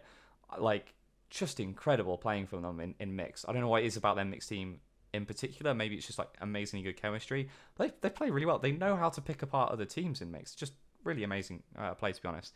Australia again. I know Australia has some cloth background, and I don't know what about this team. One thing I will say, I know shout out to the Dodgeball Kit Collector. If you haven't heard of him already, please go follow him. But I know he'll be looking for the Australia kit because that kit was amazing. Also, your graphics on your social media, 10 out of 10. Very jealous. So yeah, loads of positive things to say about Australia. USA came with a very simple tactic, I felt, and that was like they had a couple of players that had ridiculously big arms and were able to catch anything on a track back. They had a very unique way of playing, which was they definitely brought over from foam, which is they always had this. If you had one ball left, they brought it to the middle, whereas in cloth we're used to putting it to the wings. So it was quite interesting to see that happen. It was hilarious when it happened a few times in the knockout stages because for the very reason we put it to the wings, GB and Austria were able to pick it apart loads of times and take full advantage of it, which was quite funny. But they had like this tactic of they had a few players that if you couldn't get out would change the game. Yeah. Simply. But that's all I have to say. The final, unless there's anything else you want to say. No, the final. Can we talk about the final? Can we talk about the final? Of course we can talk about the final. What a match. What a way to start off the finals as well. So for those who didn't know, it was the first final that was televised on final day. Let's say televised. It was televised because it was on terrestrial, I think. Yeah, you can do it televised. Yeah, it's televised. So GB versus Austria. So for phone people, GB don't usually are represented in Euros because it's the individual nations: England, Northern Ireland, Wales, and Scotland. Northern Ireland and England are in the top three. Scotland are on the knocking door of it. They're just outside the top four, and then Wales are sort of fifth, sixth kind of area. So it's sort of a super mega team of all of them combined, like the best bits of them combined to form a team. So I wouldn't say these two teams are familiar playing with each other, but they're definitely, from the cloth scene, they've played each other a lot in different teams, so they are aware of each other. And yeah, do you give your perspective? What happened? Summarize the match. What if someone was tuning in to watch it? What are they in treat for? What treat are they in for? That's the phrase. Yeah, I mean, Austria just ran away with it for a bit there. It was that match, right? They ran away with Yeah. it for the entire first half, and we were just like, oh, okay, great. Like I predicted, I thought it was going to be a very close match, and that Great Britain might just be able to pick Austria right at the end. That it would be like, one set between them the whole way, just back up, down, down. It wasn't that. It was Austria running away for the first half, and then in the second half, GB suddenly like finding a new gear. I don't know what was said in that meeting in the little huddle before halftime, because I remember like just before halftime, usually like if you see teams getting better just before halftime, that's an indication that they've already started to find their gear and they can, get better, which is what going back to Euros, that's what happened in Switzerland versus Spain, was that we got better right before halftime and then we soared up in the second half. GB versus Austria wasn't that. GB did not find their gear right before halftime. They were really struggling. And then something happened in that huddle. I don't know what magic words were said. I don't know what people worked out. It didn't even seem to necessarily be that like players were moved around or anything, or that major substitutions were made. It was like the team just managed to find a good groove all of a sudden and had worked out what Austria were doing, had worked out to stop giving possession away, and just started winning. And they basically needed a perfect streak to win the match at that point, because Austria were like, I think it was 12-2 at halftime, something like that. So Austria were up by quite a large number of sets at halftime. GB needed a pretty clean run if they wanted to be able to compete at the end of the half. They needed to have not lost any frames before that end of half. And they didn't. They just kept winning over and over and over again. It was absurd. I kept thinking they were going to trip up at some point, and they just didn't. They just won back to back. I don't know how many sets, and came so close, and then didn't quite manage to clinch it right at the end. Yeah, I think it was, so GB won the majority of sets. So I wouldn't say it was back to back to back, but it was like It was nearly pretty back to It was back. pretty back to back. I think Austria won 2 sets in the second half, but those 2 sets proved Yeah, but vital one of them because was quite near the end. yeah, because what happened was is that like, and this is why we love time sets and the tension it brings is because there are time sets, so many sets can occur. Is that GB were down bad at halftime, and because they knew how many sets, it was still doable. They could come back, and they very nearly pulled it off because with the times that they had left, there was enough time to finish sets and start new ones, and know that there was points to climb back. It meant that Austria couldn't time waste. They had to win sets to maintain their lead, in the same way that GB needed to go out more aggressive to win as many sets as possible. And it basically resulted in a 2-second decision where GB were down by 2 sets and they were winning 2-1, I think, in this set. And there was there was a pause in time. I think there was like 15 seconds left, and it was 2v1, two British versus 1 Austrian. No, it was 2v2, wasn't it? And then they managed to get one of them out. It was It was Stefan, or was it Florent? it was Stefan Leitinger, and it was, God, was it Weber? I think it was Weber as the girl, I Katrina can't remember. Weber. Yeah. It was. Yeah, because I think yeah. So it was those two left, and there was a hit on Stefan, and Finn then realised and then went for it, and time just before he threw the ball ran out.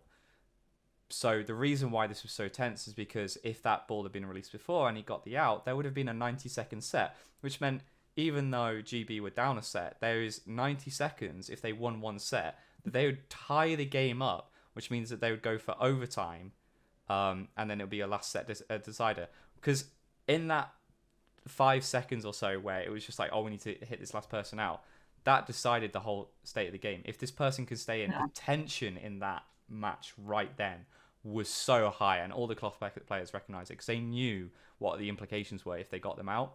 And that is that there is potential that GB can win this game, even though at that moment before they threw the ball, they were 2 sets down. This is what we love about Cloth, is the tension it can build up. We saw it at Euros. It was amazing. And it was a really great game. Really set the scene for the rest of the finals that went ahead. It was a great match to watch. I really enjoyed it. Yeah. I think even the last 20 seconds of that match, you get like Finn makes a catch, Meg White makes a catch, but she makes a line fault just before she gets the catch. So it's an out before the catch, which is, again, heartbreaking because I think that would have taken out one of the 2 last Austrians. So that would have given them more time to get the other one out. Like, it's so many things back to back. GB go down briefly, I think, before that and then come back up again. Like, it's all over the place. As a match at the end of it, which is what you want. It's just complete chaos in the best way possible. So much is happening, and it's so down to the wire. Tension all the way through. Huge kudos to, massive kudos to Austria for managing to hold that together. Because I think, it's very easy when you go up in the first half to then rest on your laurels and just kind of be like, okay, we've done well. We can just play out the time. We don't need to win anything. And it's what we saw. I mean, I was watching this whole match thinking about Women's Super League in the UK. We had a fantastic match, or at least I found it fantastic. I know the Spartans didn't, between Leamington Spartans and Bedford Rangers. It's on the British Dodgeball YouTube page if you ever want to go watch it. It is brilliant as a match because Leamington Spartans go up for the first half to a point where you think there's no way that anyone could turn it around. And for context, Spartans are like second in the league at this point. Rangers are second from bottom in the league. Like, it's very, very much top of the table against bottom of the table. And then Rangers just turn it around. And it's because Spartans get kind of surprised by the fact that there's energy. Like, Rangers just go at it with all their hearts, and that completely catches Spartans off guard, and they pull it back to a draw at the end of the day.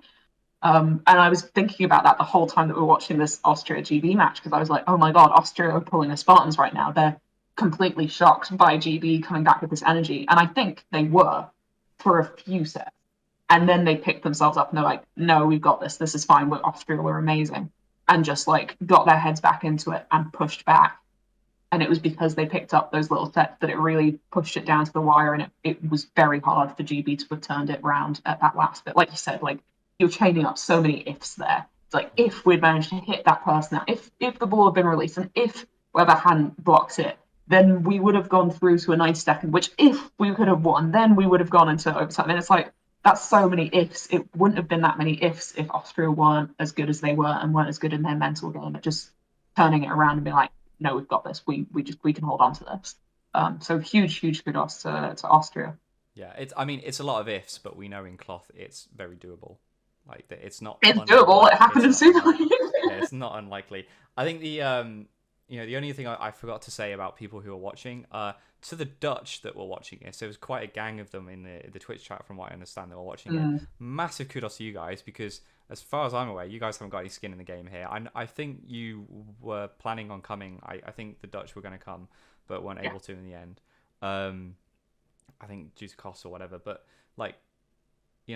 to be there watching it and being very active in the chat as well was amazing to see you guys there. So yeah, round of applause for them.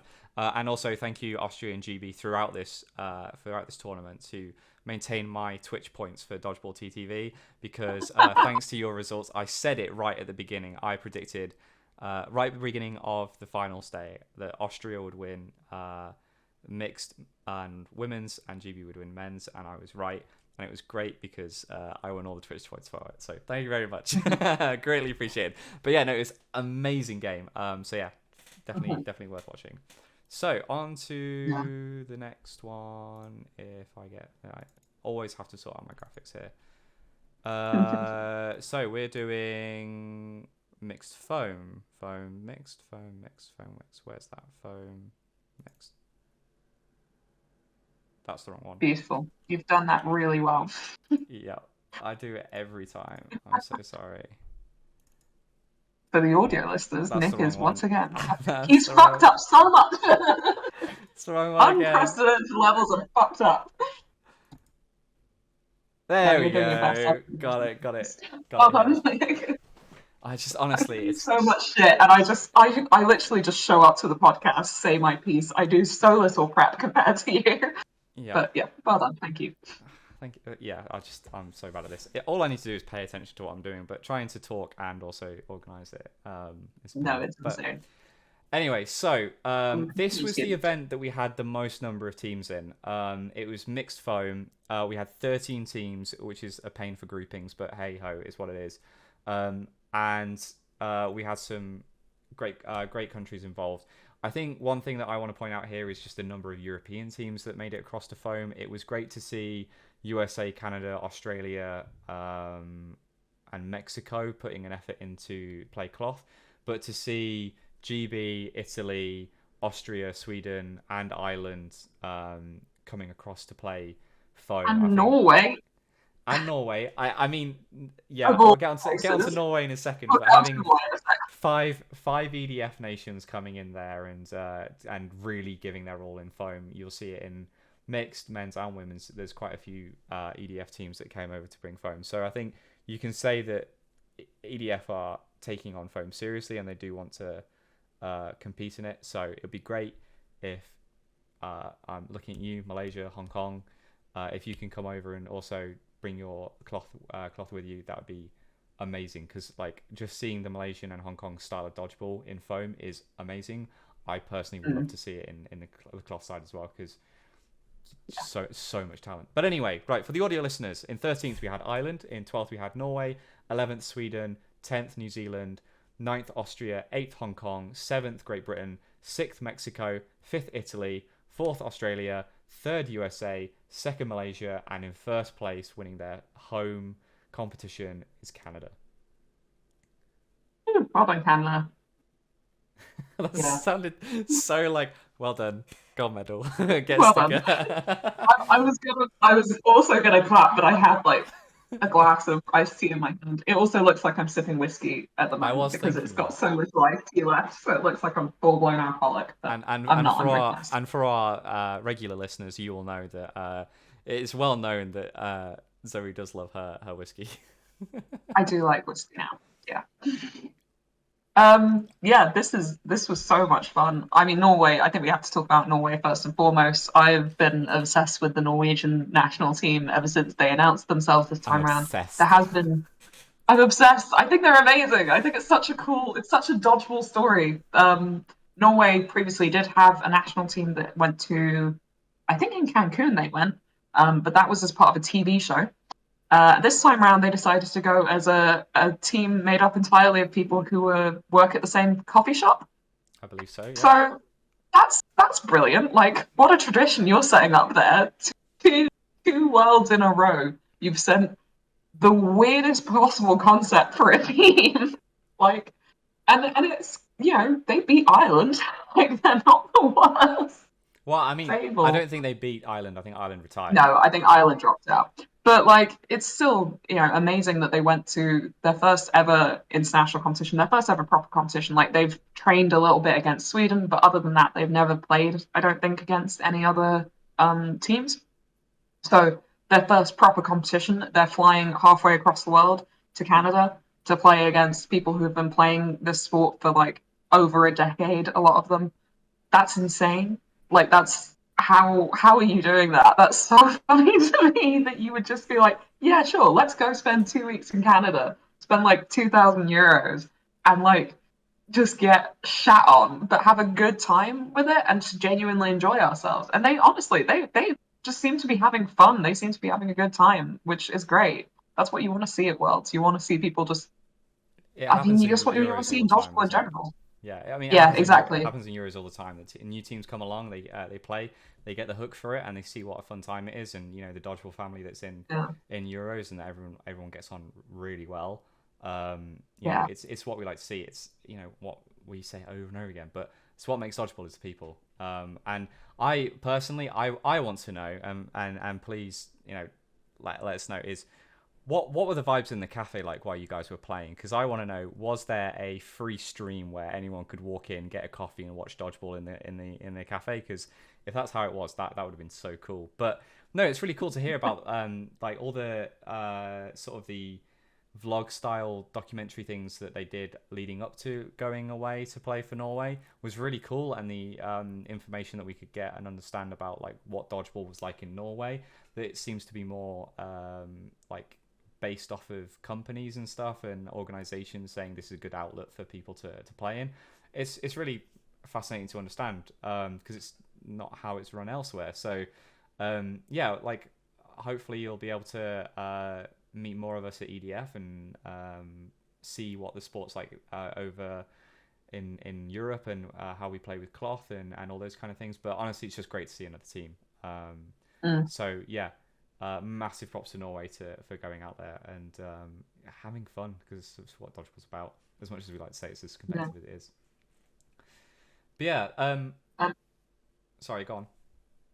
no, I was gonna move on to the rest of the table. I thought Sweden, Yeah. as per usual, did their fun Sweden thing. Like they always just seem to have a great time. And I saw so many people sharing clips of like Sweden doing their, dropping to the ground thing that we've seen before. But like obviously we've seen that before in Europe. The Americans and the Australians haven't seen that before. And so it's really nice to just sort of see people experiencing this whole side of European dodgeball culture for the first time. All the sort of Sweden doing their dance around in a circle to bring the ball up in the air. I don't know if they did their flute playing warm up thing that they do sometimes, but that's great. Austria with their boombox, and their various different chants and stuff that also got mentioned in tons of different places. And I think just sort of having those countries there playing in a version of the sport that they're not as good at meant that they kind of got to do more interesting, like they got to lean into those silly sides a little bit more. The whole thing of Sweden dropping to the ground. I think I did see them do that in one of the cloth matches, but I could be wrong. Yeah, they did it in But they mixed. haven't, yeah, but they haven't really done it as much. I don't know if they even did it at Euros this year. They must have done it at least once, but it sort of feels like vintage Sweden. When they weren't actively competing for the higher spots. Whereas, foam, they're going in, they know that they're not going to win any medals here, so they go in and they have fun with it, and I think that's really nice to see. Same with GB, it's really nice to see these players that are like really established players within our scene who have been playing for years and years and are ridiculously talented at cloth dodgeball and who are so used to winning things. And then they go to this and they have to just sort of be like, okay, we're not going to win this, but how are we going to enjoy this? How are we going to get something out of this anyway? Which is something that the rest of us, those of us who don't play for home nations have to deal with all the time, having to, go into competitions. Switzerland goes into Euros, for example, and it's not about what medal are we aiming to get. It's about, how do we get the most out of this? How do we enjoy this experience for what it is and get the most out of the teams around us? So it's quite nice to just sort of see Great Britain and Austria kind of taking a step down from the podium and getting to experience that side of dodgeball again, which I think would have been a bit more of a novel experience for some of those players. But they Yeah. still put in a good shot. I mean, Italy, Jesus, at fifth there for mixed foam, considering what we just saw with the mixed cloth, that's actually really impressive. Yeah, I mean, again, remembering two different organizations, but Yeah, two the different organizations. yeah, like Sweden, just yeah, amazing players. Love their vibe, and yeah, it's cool because Sweden have been doing so well at Euros that I think it's probably a very foreign experience for a lot of the foam players too, having gone through foam, going yes, we're going to beat them. Yes, we're like really taking it to this team and beating them handedly or whatever, to then high-fiving and then getting in a circle, jumping around, throwing a ball up in the air is probably a bit of a weird scenario. It's just like, but we've just beaten you. Are you not like really disheartened? It's like, no, we've just played a great game of dodgeball and we've just had a load of fun. So why not have more fun? But there is a trend I see on this table. I'm not sure if you noticed it as well, but the way that the championships worked is every position was decided by a final match. So there was a 5th, 6th playoff, 7th, 8th playoff, and 9th, 10th playoff, 11th, 12th playoff. And it looks like EDF, in all of those playoffs, won. So you see Sweden beating Norway, Austria beating New Zealand, Great Britain beating Hong Kong, and Italy beating Mexico. There's some like decent teams in there. I can't speak for what their team structure was like, if this was their strongest squad or not. I imagine it's probably their attitude towards mix was similar to what our attitude towards mix was originally, where they sent a bit of a more of a gamble team, and more of a focus more on men's and women's, and then mix is a nice afterthought kind of thing. But GB being able to beat Hong Kong in that game, massive congratulations to GB. I think Austria beating New Zealand as well, and Italy beat Great Britain on the way to beating Mexico as well. Good on them for that win. But no, really really interesting results. And I think the USA, Australia, third fourth playoff. I think USA quite handily won that. And then Canada really took it to Malaysia, which was quite impressive, to be honest. But I don't really have much to say, because I don't have a massive opinion on foam. It's hard to say. I don't have as much experience on foam, what nations have been amazing in the past. I know in general Malaysia are really good.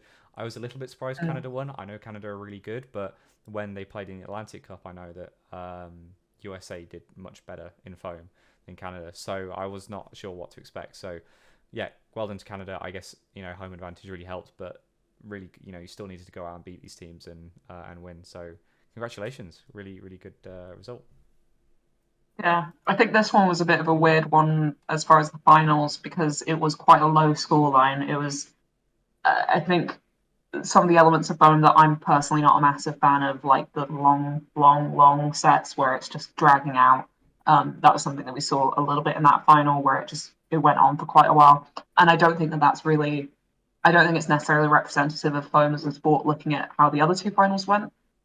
In this one, it did seem to be that it was sort of dragging out a little bit, because you have that bigger court size, and so when you've got the women left over, then you've now just got women playing on a men's court.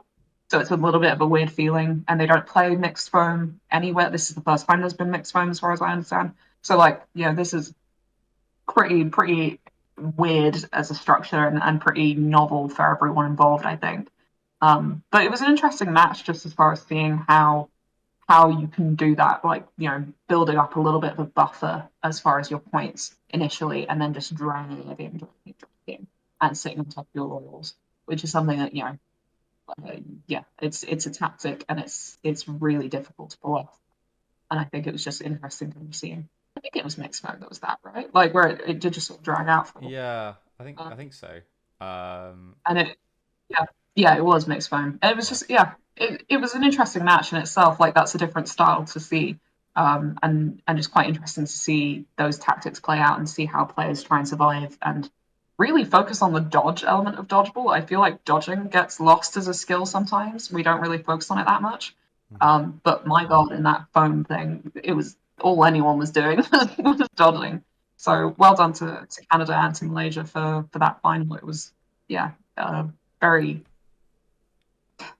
It was a long match. It was a tricky match to play tactically, and it very much seemed to be coming down to tactics, and slower tactics, gentler tactics, which is sort of felt like watching a tennis match or something like that. Not tennis, chess.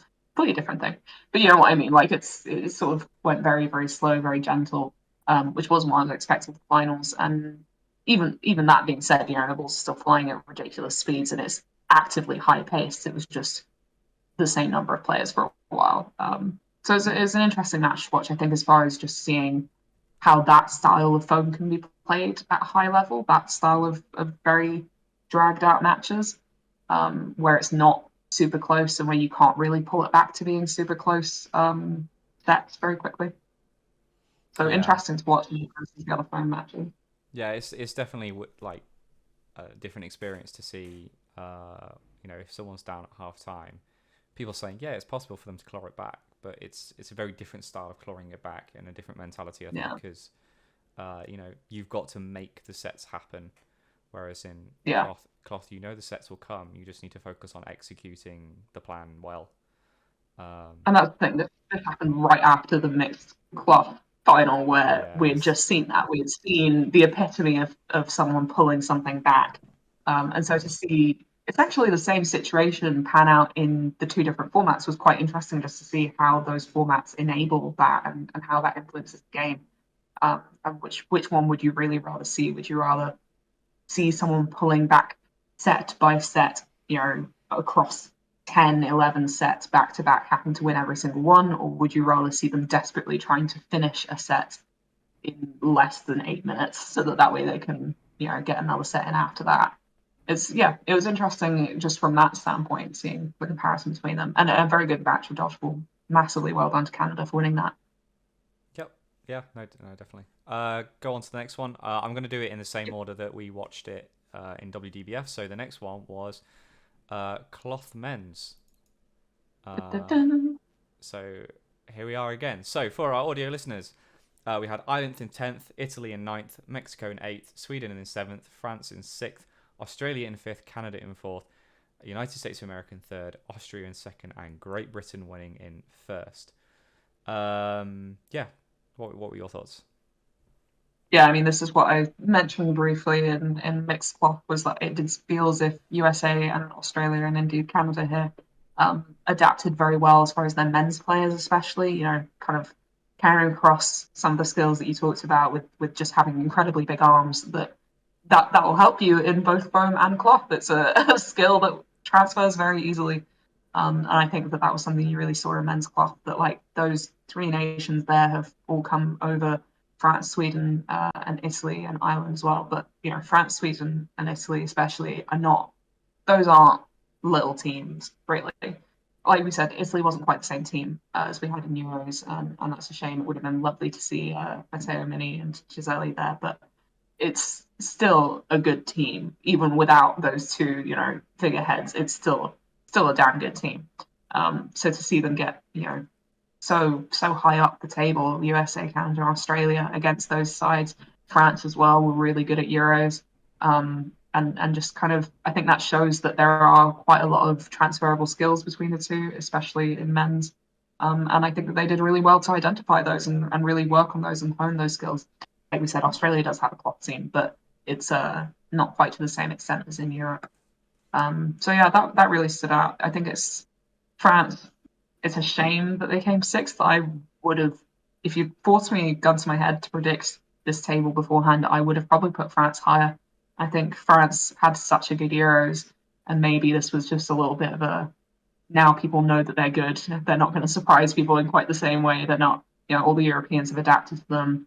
I imagine the US, Australia, and Canada all had plenty of time to watch back footage and identify their weaknesses in a way that we didn't ahead of Euros.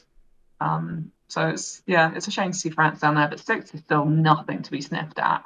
That is a pretty good score. And poor little Ireland there. I'm so amazed that Ireland went. I think they're absolute heroes for going in first place with all the problems that they had getting a team together and getting the right people over and deciding which teams to enter. I think it's phenomenal. I wish Colin was here so that way he could hear us talking about how wonderful we think Ireland are and how absolutely incredible they are for actually going. But sadly, he's still reeling from the fact that we all predict them getting to the quarterfinals at Euros and. But yeah, no. In my thoughts, I feel the same. I think if it was I think France had a bit of a tough outing. On their way, they lost by 2 sets to Canada in the quarterfinals, which is rough. They then beat Sweden and then lost to Australia, which, to be fair, Australia won 22-10. So well done, Australia. I think the other thing to know was it was interesting in the third, fourth. No, it was. I think was it in the third? Yeah, I think it was the third, fourth playoffs. When they interviewed the player of the match for America, USA, it was interesting hearing his thoughts about the fact that he came from rubber to play cloth, and that he said that he preferred cloth. He thought it was nicer. Don't quite know why he preferred cloth, but that's what he said. But it was interesting because I think the transferable skills from rubber to cloth is probably easier and clearer than it is from foam to cloth. So I can I mean, that makes sense. Really enjoyed it.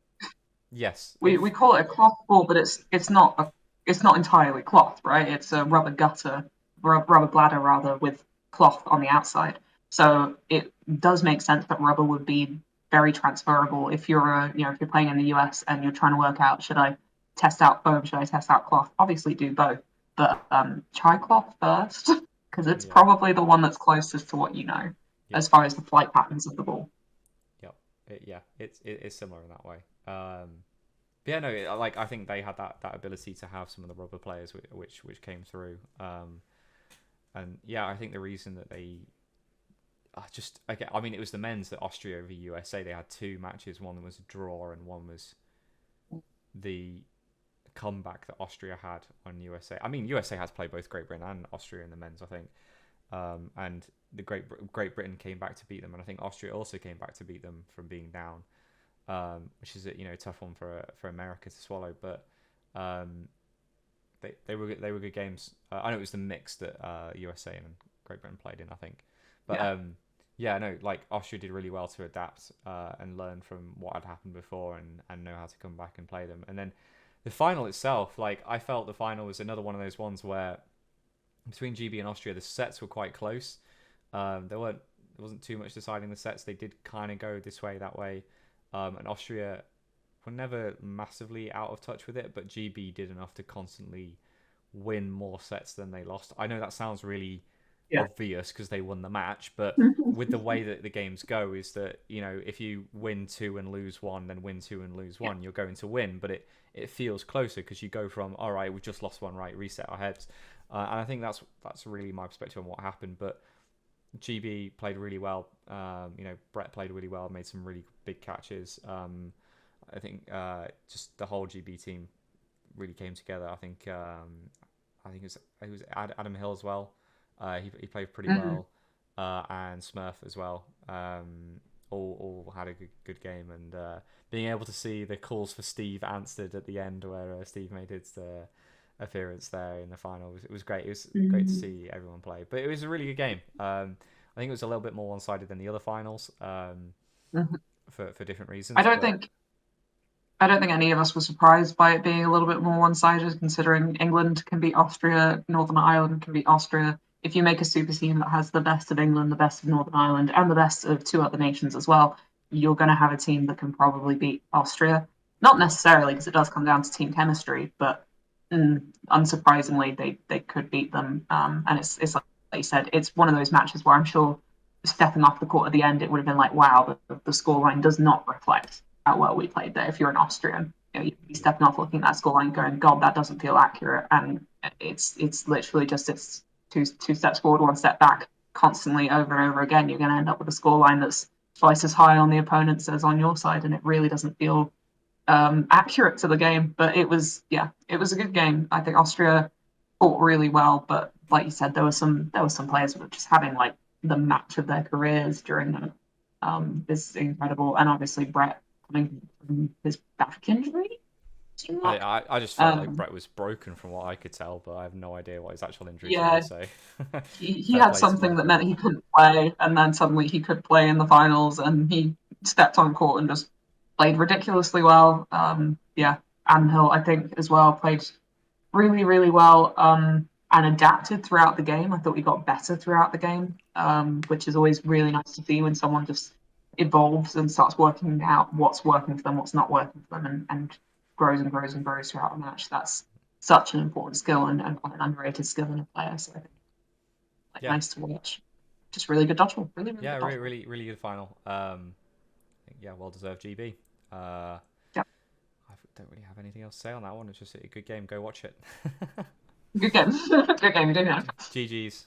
Right, on to the next game, which was foam. Men's. So, for our audio listeners, the positioning was Ireland in 12th, Sweden in 11th, Austria 10th, New Zealand 9th, Italy 8th, Mexico 7th, GB 6th, USA 5th, Hong Kong 4th, Canada 3rd, Australia 2nd, and Malaysia in 1st. Shall I start this time?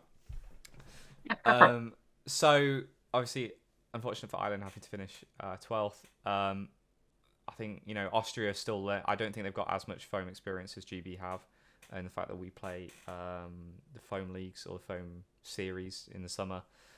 So GB have a bit of experience in foam, I think, which showed with their ability to finish 6th. But Malaysia played so well in that final to beat Australia. That was a really fun game to watch from a cloth perspective. Watching that game in foam, it was impressive. Malaysia just did. I guess it must have been really frustrating for Australia to play. Australia played a format which I'm more familiar with, and it was more aggressive and more I don't know, it felt more teamwork based, and it was really enjoyable to watch. Malaysia played a really good dodging game. They were very Yeah. defensive and only spent balls when they needed to, and that's ultimately why they won in the end, because they were able to tactically see out the match. Um, the only other thing, going back a step, the only thing I'd say, I think we saw it in the mixed foam result in with the USA's positioning, but I imagine USA are probably not the most thrilled with their results in foam overall. I think they were in one third, fourth playoff final, if I remember. Um, so yeah, a bit of a rough time for USA. Uh, yeah, they were in the mixed third, fourth, and they came fourth, I think. Um, I don't know. We just did that one. I can't remember. But yeah, so probably a bit of a rough time for USA. But on the plus side, they did really well in cloth. So some takeaways, I guess, for them to go in. You know, see where they're at. But other than that, I think Australia and Malaysia played really well. It was some really good final. And from a cloth perspective, I actually enjoyed that game to watch. I didn't know who to Yeah, root I for would either. agree.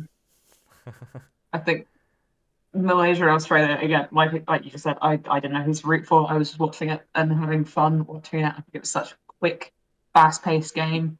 It was a lot of sets as well, which I know we keep harping on about it, but it is probably the biggest bugbear that a lot of players have with foam is the lack of set timers. And when you look at a match like that, you're like, well, you don't really need them if you're playing sets that quickly. Like you basically are playing the set timers, you're just not officially doing it. It was so quick, it was so fast paced, such a just yeah, brilliant. It was really interesting to see, like you said, a team like Australia that was kind of what we're more used to seeing. It's sort of the style that some of the top men's teams in the UK play. If you're a UK listener viewer, then watching Spartans, Meteors, those kinds of players. That's kind of what Australia were playing like, whereas Malaysia were just so springy and impossible to hit. And I think it's one of those skills, like I said before, I think dodging has become somewhat underrated and not necessarily fashionable within UK leagues, like especially in men's leagues. It seems to be very focused on, let's brute strength our way through it. Let's throw faster than everyone else. Let's catch better than everyone else. It's not always about making yourself small and dodging out the way. And that's why when you look at these teams, when you look at Meteors, for example, then there are all these tall, long-armed, big, strong boys. Which it's that's not necessarily what you see when you look at the Malaysian team. They're very strong throwers as well, but it's a different style of throw and it's much more focused on the dodging. And I think that's actually something really interesting to watch and think what can we take away from that as cloth players? Can we take that and can we bring that into the cloth game? Could you have a team play that style? Could you have a team that plays a very dodge heavy style in cloth that just sort of aims to take one or two players out and then dodge the rest of the game? Could that work? Could that bring you to the top of the table? Because clearly it's worked at the height of foam in the worlds. So why wouldn't it work for us? Why wouldn't it work for anyone else? So that's something really interesting, just from a coaching standpoint, as a dodgeball fan, like watching that and being like, what can I take away from this? But brilliant dodgeball, really fun watching two completely different styles meet each other and seeing what comes out at the end of it. And then yeah, like you said, I don't think there's much to say on the rest of the table. It's you've covered it pretty well. I think Austria and Sweden coming that that low down, as it were, quote unquote, is not surprising considering Trump's not that big yet. And I'm sure that'll change in 2 years' time. Yeah, I think anything like going back to the dodging that you were saying, I think something that I felt I picked up in watching, but I didn't. I'll admit I didn't watch loads of foam.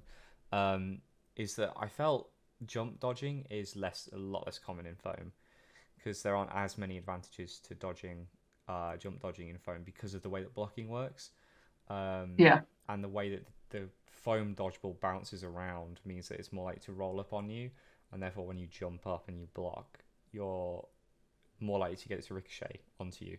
Whereas if you jump up and block in cloth, because the balls are so springy and they go flying, as if you get a good block on it, it's not going to hit the rest of your body as long as the block's in the right place. yeah, But the only exceptions to that were Malaysia, who were springing all over the place. I think yeah, Australia were doing it to an extent, and I think Hong Kong also as well. But I think the rest of the teams were very much more. It was more about getting as small as possible in the corner, so that when you block, you're blocking a angle so that the ball is less likely to roll onto you because of the way that the foam ball bounces and also the foam ball rolls. So I think it was a really interesting one to see, and it's just a different style of playing, because I think you saw in the cloth game people were hopping all over the place when they were on the back track to jump. They were either jumping to get out of the way or hitting the deck, and you saw definitely a bit more of a mix up, but to varying degrees of success, I guess. But yeah, that's the only thing I think was saying that that. Yeah, from that, then trying to think of like an equivalent team that I've seen do that to good effect, but I think could do it better is Wales, the Welsh men's team at Euros. Had quite a lot of very springy, very light, very flittery little players that were kind of moving all over the place, and they didn't necessarily do amazingly well at the end of the day in the tables. They didn't do badly, but they didn't do like amazingly well. But I genuinely think like if they focused on that style, if they look at how Malaysia plays and kind of take a few tips from that and actually hone in on that instead of trying to like mimic a team like England, don't view that as being the height of cloth dodgeball. Think how do we beat that instead of how do we mimic it. Don't try and beat them at their own game and actually look at a team like Malaysia. Look how well Malaysia did against a team like Australia, and yeah, I think you could fully see if a team like Wales has that set of players. You're basically just analysing what players you've got and then seeing what structure works best for them. I think that could be something really interesting for Wales men to look into in the future. Yeah, no, that's a fair comment, I think. So yeah, on to the next one. We've got two more to do. So much dodgeball. All Way too right, much stuff. women's cloth. For audio listeners, Mexico 10th, Ireland 9th, Sweden 8th, Canada 7th, USA 6th, France 5th, Italy 4th, Australia 3rd, GB 2nd, and Austria top. Thoughts? Thoughts, yeah. Like I said before, it was more pronounced in the men's that they were doing well in cloth. Here it's less so. Australia did very well, but Australia does have a bit of a cloth dodgeball scene. USA and Mexico coming, and Canada as well, coming a little bit lower down in the table, though notably ahead of Sweden, except for Mexico. So like that's pretty impressive for them to still come middle of the table. But I think it does say something about just the adaptations. There's a bit more of a gulf that you have to bridge as a women's foam player if you're crossing over to women's cloth versus a men's foam player moving over to men's cloth. You have to, the women have to deal with the fact that now the court size is bigger, you've got to throw further, you've got to deal with the fact that the balls are a different size and are a tougher material, so a lot of players can't necessarily throw as powerfully at the start as they can with their foam dodgeballs. They can't necessarily get the grip right, at least in your first year.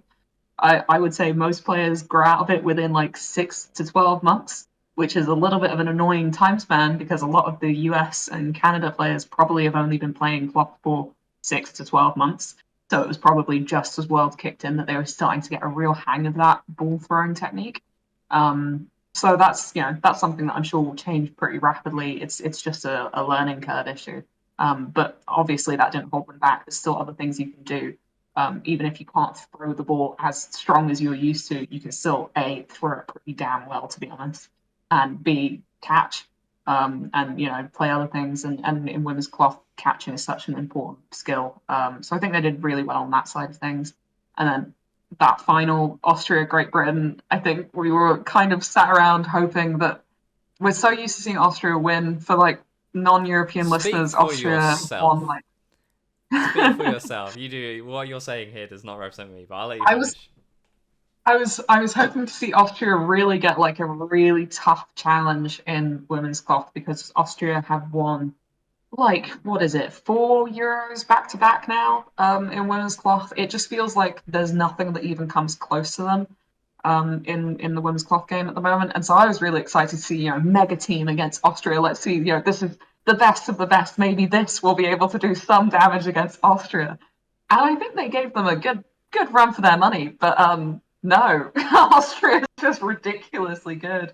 They're so talented. They're such amazing cloth players. I think anyone looking to get into women's cloth or anyone currently in women's cloth who wants to get better, look at Austria, look at what Austria are doing, look at their league footage, look at their match footage from Euros, and just like learn from that because they are far and away the best players in women's cloth, and they had a phenomenal tournament, and they had a phenomenal end to the tournament as well. They're just I fucking love Austria. I think Austria women are just incredible, and like you said, you obviously wanted them to win. I also thought that it would be neat if Austria won, but I also thought it would be neat if Great Britain won. I just wanted it to be a really close match, and it wasn't as close as I would have liked. But I think Great Britain did well. They did better than I thought they might, to be completely honest. And they seem to be having fun with it and playing a little bit more of a loose and interesting game rather than England. The finals in Euros between England and Austria felt I think my heart broke a lot for England watching that match because it just felt like they were stressed out their minds and were just not having a fun time. And I'm sure, maybe it was different watching it in person. And if you could actually see the faces of those GB players, maybe it was just as intense. But it did feel as if, like, even getting to that final against Austria, that was enough and that they weren't putting themselves under as much pressure. They didn't have the weight of 4 silver medals hanging over their heads. They could actually go into this and just try and do their best instead of beating this infuriating history that they've got in England, and just go at it with a clean slate as GB. I think that was nice. It was nice in general to see that with GB that all these players that play for different nations were kind of free of that with the reputations that those nations bring, and they could just kind of create new history for themselves, as it were, as cheesy as it sounds. I particularly felt that with the women's teams, with the women's cloth and with women's foam, as I'll get onto in a bit. But yeah, massive kudos to Great Britain for giving Austria a bit of a challenge.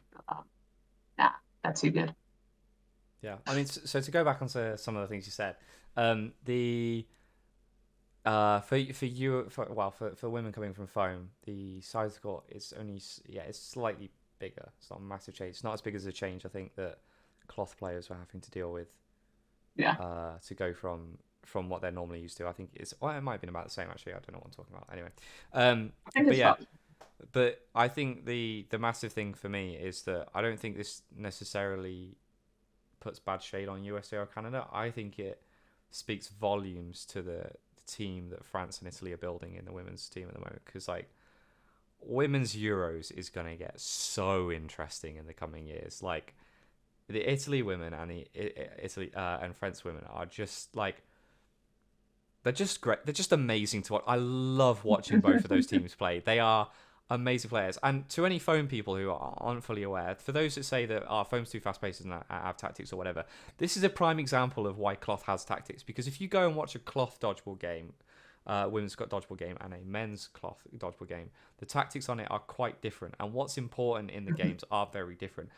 Women's dodgeball cloth dodgeball is much more catch heavy, and you have a lot of swings in it, as swings in the 3 minutes as a result of it. Whereas men's is much more hit heavy and more about the counters and the covering side of it.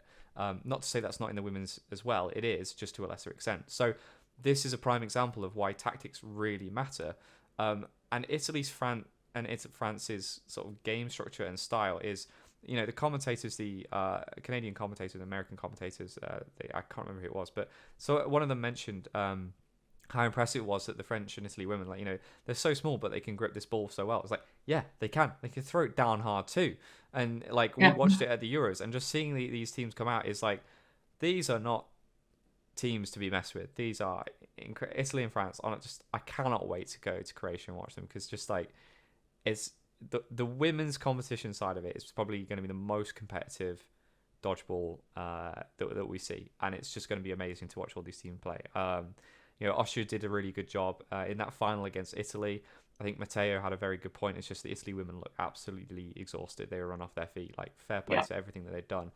And if Italy had kept up the high tempo they had in the second half against Australia, I think they could have, no offense Australia, I think they could have walked past Australia. I think Italy's high tempo form of the game, the women's, when they were able to do it, is scarily good. And it showed in the second half. They really went out. They were really aggressive, and they won loads of sets in a very short amount of time because of it. It's just that it's difficult when it's 2 20-minute halves, which is an extra 10 minutes of dodgeball that you're used to on a bigger court, more running to do. It takes its toll. So I fully understand, that Italy were having to face that down, and maybe they weren't able to do it. And Australia had maybe a tactic and a style that suited them better for it to be slower. But that Great Britain Austria game was just like, to explain to the viewers at home who didn't watch it or like can't really remember. Great Britain took, I think it was a 9-5 lead at halftime. They were up at halftime. Great Britain played Which solid is only up dodgeball. by 2 sets, though. Yeah, If you're a it's 2 sets. phone person, that's only 2 sets that you're up by, because it's Yeah, 2 points per set. yeah. So 2 sets behind and really close game. But Great Britain had taken the lead, and they looked pretty darn impressive in the first half. It didn't really feel like Austria were making some mistakes at times. They were making throws, and GB were just catching them. They just seemed to be on a catching roll, and just some great decision making by the GB women. Like, it was really incredible. I don't know what happened in that Austrian team talk at halftime. In the same way that the GB men mixed team talk was pretty incredible, the Austrian women's team talk was probably even more so, in the fact that I think they dropped 1 set in the second half. Like, Austria ran away with it. They clawed it back and ran away with it, and it was just so impressive. And this is where I'm going to put it out there, and some people may disagree with me. So I think Austria are now 5 times Euros champions. They've the only time that they've lost, as far as I'm aware, was in the 2018 World Cup, and they lost to England in the final. It's the only time that they lost, from my understanding. So I would find it hard to say that there are any other team in the international format, in any mode, that are as much of a winning team or as consistently high performing as Austria women. I think right now they have the greatest international dodgeball team of all time sewn up right now. I don't think anyone else comes particularly close. Austria's women are incredible. And it's a treat to watch them every time. They're just such amazing players, such an amazing style of dodgeball, really enjoyable to watch. Just love watching it. But yeah, I mean, I could go on and on about the Austrian women. Yeah, they're really the definition of dominant. Like, they are. I can't see them getting any. I mean, they could. You don't never know what's going to happen in the next few years. Maybe next Euros, then like England will suddenly find a new gear and beat them. But as it is at the moment, I don't think any of the matches I've seen Austria play, it's not as if like, oh, maybe on a different day England would have won that match, or in this case GB would have won that match. It doesn't feel like that. It feels like, no, on any day, in any situation this year, Austria would have won those matches. They are that dominant. It's not luck. It's not a couple little plays here and there that went in their favour. It's consistently playing at a higher level than GB have access to at the moment. GB sometimes manage to they hit that point sometimes, but they don't manage to stay in it consistently. Whereas Austria weren't quite in it in the first half, and then were like, oh yeah, shit, we're actually amazing, and just stepped into it, and then stayed there the entire rest of the time. Whereas GB was just jumping in and out of it. So it's that consistency that Austria has is just absolutely insane and completely unrivaled in the women's. We say it in other sports as well, right? Is that, if you can win a game and you haven't performed your best, that's scary, right? Because like Austria didn't perform their best in the first half, and they still went out and won that game comfortably in the end. That's terrifying. And like, for an example, like for the phone people, like, to understand how terrifying this is, right? Is Austria played terrible in the first half, or not terrible, but they didn't play as well in the first half, and then ramped it up again and won. Yeah, and won comfortably in the second half. Great Britain are made up of in the Euros, England came second and Northern Ireland came third, and then Scotland and Wales women I think came like fifth or sixth. I can't quite remember, but it's a combination of the best players of that. And if Austria are able to take on a combination of second and third place and still beat them, and still have a first half like they had, just honestly, full congratulations to Austria for that medal, fully well deserved. And it's amazing to watch you play. Really, really love it. So, but anyway, that's all I have on women's cloth. On to the final one of foam women. Not foam women, women's foam. I'll finish this one off. So Sweden in 10th, Mexico 9th, Italy 8th, New Zealand 7th, Great Britain 6th. USA 5th, Malaysia 4th, Australia 3rd, Hong Kong 2nd, and Canada 1st. It's worth noting that Austria didn't put out a women's team here. Ireland didn't put out a women's team here either. So that is why there are only 10 teams, because some of the cloth teams didn't bring a women's, or they didn't play a women's foam, which is fair enough. So yeah, well done to those that played.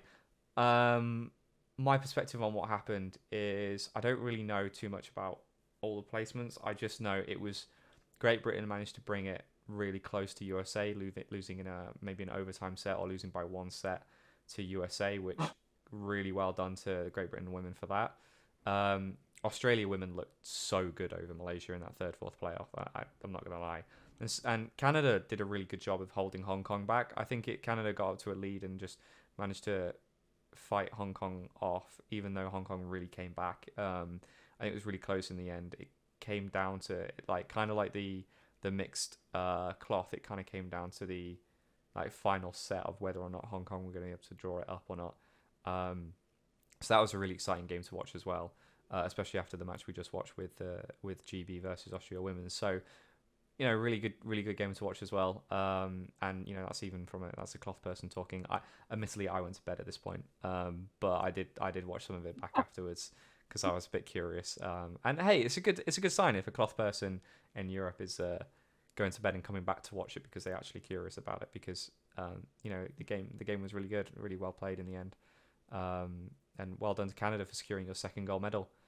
But yeah, I do think massive props to Great Britain for really pushing USA women's there in the 5th, 6th playoff. Unfortunate about the result finishing 6th, but I think being 6th in the world in women's foam is something really to be proud of. Yeah, I agree. I think the final between Canada and Hong Kong, similar to Nick, I had gone to bed by this point because I had a migraine. I think we both texted each other at some point late on Sunday night being like, I'm dying. Am I allowed to sleep yet? Can I go? But obviously watched the match back. And it's a good match. It's a very good match. And it's a novel experience for me as someone who's not necessarily, I'm not against foam. I play foam as well, but I don't think I've ever watched back a non-live foam match before. And so that was quite a novel experience, just being like, oh, I actually want to watch this. I actually am invested enough in this that I want to see what the outcome of it is, and just see how these players go. Even though I don't know anyone in the Canadian dodgeball scene, I don't know anyone in the Hong Kong dodgeball scene. I have no investment beyond just the fact that actually it was really damn good dodgeball the whole way through the tournament. And yeah, massive kudos to Canada for winning. I think you could see how much it meant to them, both those goals. I just think it must feel incredible to win. I don't think necessarily Canada were pitched to be the gold medal winners in anything necessarily. They were obviously in the sort of muddle, but I don't think I expected Canada to win. Definitely not 2 gold medals. And their medal haul in general was pretty damn impressive. Their scorings in general just brilliant. So that must be a brilliant feeling, in a home world to do that well. So massive kudos to Canada. But yeah, GB to me, that GB women's team for foam especially, it was really nice to see a team that was so filled with girls who, in my opinion, it was nice to see all these girls who haven't got to play at that level before, because they don't tend to get selected for cloth teams. And just sort of see all these very talented dodgeballers who, some of them I do feel have been a little bit overlooked, and just see them actually all come together on the world stage and all. I don't know, it's nice seeing all these people, just hanging out together and having fun with it. And they just seem to be having so much fun with it. And talking back to, people like Lucy Barrington, who I know listens, so I have to give her a shout out. But, talking to her about her experiences, it just sounds like it was so much fun in a way that sometimes, I don't know, it doesn't always feel like some of the home nations teams have as much fun as they could at these dodgeball things. And you're like, there's a small part of your brain that's like, for fuck's sake, just have fun. It's dodgeball, enjoy it. And watching GB women's foam in particular, they had so much fun, and they had so many talented debuts in that squad. You had Lucy Barrington, obviously, but Holly Gedling, who I hadn't even thought about the fact that she played, I think, one of the home nations little playoffy things that they did in 2019, but she's not played on the world stage or at Euros before, which is absolutely insane to me. Brilliant player. You had Gintare, who plays for Derby, who is a phenomenal player, and I think just all these sort of debuts across the whole of GB, not just in women's foam, but like across the whole thing. It was really nice to see new players be integrated into the squad and really take that opportunity with both hands and run away with it and enjoy themselves. Just really have fun with it. I think, that was something that foam offered it. So I said it before, the ability to not have that pressure of being the best team going into something, I think must be really freeing for some of those players who play at the highest level all the time. I know I really enjoy it at Euros playing for Switzerland. Like it's a really nice feeling, and it does completely change your attitude towards the competition. And I think teams like GB, like Italy, like Sweden, especially, they kind of just had fun with it and really enjoyed themselves and had a nice holiday with it as well. So, Yeah, because the best part of Dodgeball. Queen Bees are definitely expected to be table toppers all the time, right? No, I was talking about Queen Bees are top of the Super League. We're currently top of the Super League because nothing's happened. So all of us are tied at first. Oh yeah, tied. Okay, fine. Yeah. Um, We're not alphabetically first. yeah, I was gonna say that's still Bedford Eagles. it's still Bedford Eagles. Yeah, no, it was really good. I think I like just summarizing the whole like medal haul and stuff. So you had Malaysia and Great Britain with 1 gold medal, and Canada and Austria coming away with 2 gold medals. Like I think from my perspective, I think Austria achieved very much what they were hoping for. I think GB also achieved what they were hoping for. I think they were maybe disappointed in some places, but I think they could be very, very proud of how they did, especially in foam. I think the results in foam is ridiculously impressive for some of the teams that you're playing against, like Hong Kong, Malaysia. That result in mixed against Hong Kong is just amazing. To really push USA in the women's like that, just some really great results all around. I think I kind of wanted to see Malaysia do better. I do know some Malaysian people, not that play dodgeball, but I do know some Malays, but they just. So I am sort of like secretly do have a little bit. Sorry, that sounds so much like. Well, I actually have a black friend, so. No. Anyway, I've got some friends for them. Some Malaysians, yeah, I know. So that's why I support like on the DL, I support Malaysia a little bit. So I was, no offense, Australia, I was supporting Malaysia a bit, but no, it was really great to see some great sport and some great dodgeball. And like some of the comments we got in was about like cloth finals were the best matches, but the parity across the foam team was much more interesting. Yeah, I do agree. I think the one thing I do have to say about that though is that I think some of the games felt more equal because the scoring system's different. So it's only 1 point for a win rather than 2 point. I think cloth there is more parity in some ways, but then I think some of the people I spoke to from USA, they were very cute to the situation of against some of the cloth teams that went over from Europe, they were above, but they were still quite a step behind GB and Austria, and it showed. And I think we feel that in Euros as well. But that's it for the results. That's it. We've done it. We did it. We finished. Yeah. Geez, that went on so much longer than I was expecting. We were just like, we can knock this out in like half an hour. 2 hours later. It's always fucking 2 hours. No matter what we do, it's always 2 hours long. I know. Elliot Webb's fault. He's the one who said that podcasts need to be 2 hours long, and now we're doomed. He's cursed us. Always 2 hours. Colin's going to wake up in the morning and be just like, guys, you did 2 hour podcast. What the hell? So, but to summarize, like, I guess the other thing to talk about is 2024 rumors. It's not officially announced. Rumors of where is the next World Championships going to occur is, as far as I can understand, it might be in Austria in 2024. So I believe the format is going to be in 2020. Every other year is Worlds, and every other year is Euros. I have not had this confirmed by anyone. This is just vicious rumors swirling around. I could be very wrong. So if you're listening to this in 2024, I'm so sorry I ballsed up, but I'm just trying to give a bit of information from what we can go on. So the rumor is that Austria might be hosting in 2024. So it'd be really great to have World Championships in Europe, as we were meant to have them before COVID in GB. So it'll be great to hopefully be able to get to that one. So that's really exciting. And hopefully we'll see more European teams in the cloth leagues, because it's in Europe. So And African nations, it's less far physically to travel compared to traveling all the way to Canada. So I am slightly hopeful that some of the African nations, especially North Africa, and maybe, I don't know if there's Middle Eastern dodgeball yet, but those kinds of areas could be interesting to see if those show up to the next Worlds. It's exciting having it somewhere like Europe. It'll be, yeah, obviously we're massively biased, but it'll be good. I'm very excited about no, just a little bit, right? it. But yeah, no, it will be really exciting. So yeah, looking forward to that. In other dodgeball news, unless there's anything else you wanted to cover on Worlds? No, go for it.